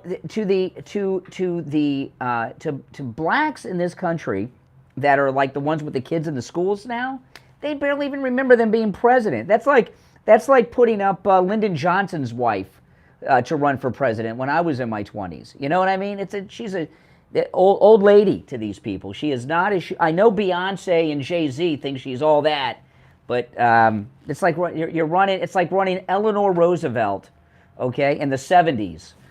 You're on the air. What's your name? Where are you calling from? Morning. Yes, you're on the air. This is Al. Al, let me tell you something. Let me tell you something. You are on such thin ice. You've been following this show longer than I've been a part of it. For you to call back on two different numbers on the same show, I know you're a mental patient and all, but even you know better than that, okay? Take care. You're on the air. What's your name? Where are you calling? This is Lisa from Pompano. Hey, Lisa. Lisa. Hi, Brian. I tried calling earlier this morning. I was like the first caller, and you thought my phone. Oh. Yes. I totally agree because I have so many pictures just like you do of your daughter, like when I was pregnant with her. And I'm totally believing about the whole Michael thing. And because just like the caller a little while ago said about Kane on Ellen DeGeneres, I saw that show and it was like, okay. Anyways, my concern, well, not even a concern, but there's going to be so much things, so Steve, take a breath on this one, that are going to come out if she does run, because, like, we never found out the history, what happened to that chef that was living at... That's right. And if you remember, Michelle, when the chef died mysteriously, and then those writings came out of Obama with his gay fantasies, Michelle went to the Mediterranean. She got out of the country. Yeah, that's another. And why is that wife? Why isn't the chef's wife saying anything? And I'll tell you this. I know we don't like Hillary Clinton, but Hillary Clinton was a beloved woman among Democrats. I know that sounds crazy. It's hard to imagine. But look what happened when she ran. People don't know. What Bill Clinton was a very popular president. Okay, he was very popular, very likable guy. I met him once. I met him a couple times, and he was charming. I met Hillary. She had green teeth from smoking and was a nasty, nasty woman. I mean, she was so nasty. But no. But they were a beloved first couple, and when she got involved in politics, that was the end of it. It's a whole different ballgame. And Michelle Obama never was as beloved, other than Beyonce, as Hillary Clinton was by Democrat women. She never talked. She was just there, Yeah. But the other thing is, too, that, see, if you look at it, wouldn't you just love Trump to just destroy No, I want to run. No. I want to run against this senile old coot that takes bribes that just dissolved our border. Yeah. It's in such a hurry. Exactly. Yeah. He's my dream camp. I want this guy. Listen, I want Trump to run against this guy who just dissolved the U.S. southern border and who had cocaine in his office. Okay, I want Trump on a debate stage talking to him about his cocaine. Yeah. Why do you want to replace him? Are you crazy? He's gonna make it that long. Oh, then we run. Then we run against Willie Brown's girlfriend. That's even better. But I don't think they want her. I don't know. It's a crazy world. Anyway. All right. Okay. We don't want to recruit. We don't want to recruit people that might have one person like them. Oh my goodness, Steve. Oh my goodness. You're on. Smooth one. Yeah. Nobody likes Joe though. You're on the air. What's your name? Yes, you're on the air. What's your name? Where are you calling from? Hello. Hey, Brian, Bill from DFLB. Uh-huh. Hey, William. Last week's New York Post had a picture of Menendez's wife going to the bank, and she was showing off in her pocketbook the gold bullion. Were you aware of that? No. We started off this whole thing in the New York Post last week. Well, they have text messages of the wife talking to the Egyptian guy doing the straw purchase on that Mercedes that's in question too. I'm really hoping this is Liberal Al, because if it is, I don't think we'll ever talk to him again, Steve. He's going to get banned. You're on the air. What's your name? Where are you calling from? Hi, Steve. Brian, it's Berta from... Hey, Berta. Hey, Berta. How are you? Okay, we're talking about this Menendez. I've been trying to figure that out too, Steve, and this kind of makes sense. But we're talking about Menendez, but I do think they're together, him and Biden, on something, some kind of deal or something. Yeah. Oh, yeah. And not only that, we're talking about Menendez, but Biden is way 100 times worse of what he's done. Okay, this is what I was hoping a caller would come to this, but we're at the end of the show and no one's gotten to this, okay? this is what I think is going on with Menendez. I didn't want to bring this up earlier because I thought someone might figure this out. Everything that the Republicans have on Biden that they're impeaching him with came from the Justice Department. Remember, we talked about this, the wire transfer. I think the Justice Department came after Menendez as part of their effort to get Biden out of the race. I think they're trying to scare Biden that they got his partner in crime, and this guy's going to sing like a canary because he's facing time unless you draw, so. It's like one of those things when they get a lesser guy and try to flip him, they're threatening Joe with that. That's what's going on here. That's what I'm thinking. It's got to be a move because everybody's talking about Menendez, but Biden did 100 times worse than Menendez. 100 times worse. And it's all coming out little by little. And I'll tell you, this guy. I'm sure you have, Steve, over at William Youngerman's. You ever looked at the kilo gold bars? The bars that Menendez has are not the same quality of gold bars that William Youngerman has. I'll tell you that. I'm looking at those gold bars. They keep showing them on TV. The one that William Youngerman's have look like Kelly's Heroes. You know what I mean? They're like beautiful. Really? Oh my goodness! Wow. See, I guess aren't you from Miami? I guess maybe Menendez is right. All you Cubans have gold bars in the closet? No. He was always worried about the government. Well, that's what Menendez said. He says he has the gold and everything, the money because he's Cuban and afraid of the government. At least my husband doesn't have the cash in his jackets, okay? Okay. Cash in his jackets. Berta's getting upset. Oh my goodness, she said. He's totally Republican, okay? We are so straight shooters. We get upset because it's easier to go the wrong path. No. But let's get back to the thing though, because we're almost out of time. The Justice Department is trying to get Joe Biden out of the race, and the question is, Steve, do you think Joe Biden is afraid that Menendez is going to flip and? Now Joe Biden's afraid of everything. Well, then how will this play out? Will Menendez? We'll be back tomorrow. What if it plays out to the sense that they're going to really stick Michelle Obama? There's so many. I just don't see a what's the phrase? A happy ending. I would like to be on that stage with Trump. That debate. See the thing with Joe Biden. My belief is what I said. They're trying. The Justice Department is busting Menendez to try. It's another thing to try to get Joe out of it. They've tried several things, but I believe Joe has been doing crime since Nixon was in the White House in D.C. He's criminally insane. He does not fear consequences because he dealt with consequences. And nothing will get him to drop out. May I ask him something? And the condescending laugh. Where's the money? Nah. I just want to rub my coffee. Yeah. Okay. All right. Yeah. Oh boy. Enough of that, Bert. I got to stop her before she does herself in. All right. It's one of those days. I think we've exposed everything. Discussion. Yeah. Come up with their theories and kind of fit the puzzle together. Now listen, we're all out of time for today. We'll be back tomorrow. I just want to say in the few seconds we have left, Mike Lindell, who's under pressure again, American Express has now come after him, which is just insane. His bank dropped him. He was raided by the feds, kicked out of all the big stores. Now American Express has gone after Mike Lindell. The My Pillow, My Slippers, there's a flash sale going on, less than $40. They're $100 off. Okay, so you're going to get them for $100 less than Steve and I got ours for. It's a great deal. They make a great Christmas gift with our promo code KANE at checkout, KANE, at mypillow.com.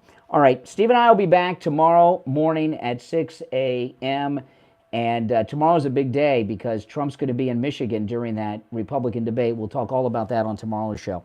You're listening to Florida's longest-running radio show, The Steve Kane Show. I'm Brian Craig. Steve Kane, of course, has been here. God bless America, and God bless the greatest president ever, Donald Trump. See you tomorrow. WWNN Pompano Beach, WIRK HD. All right, guys. Indiantown. Thanks for watching, everyone. I'll see you soon.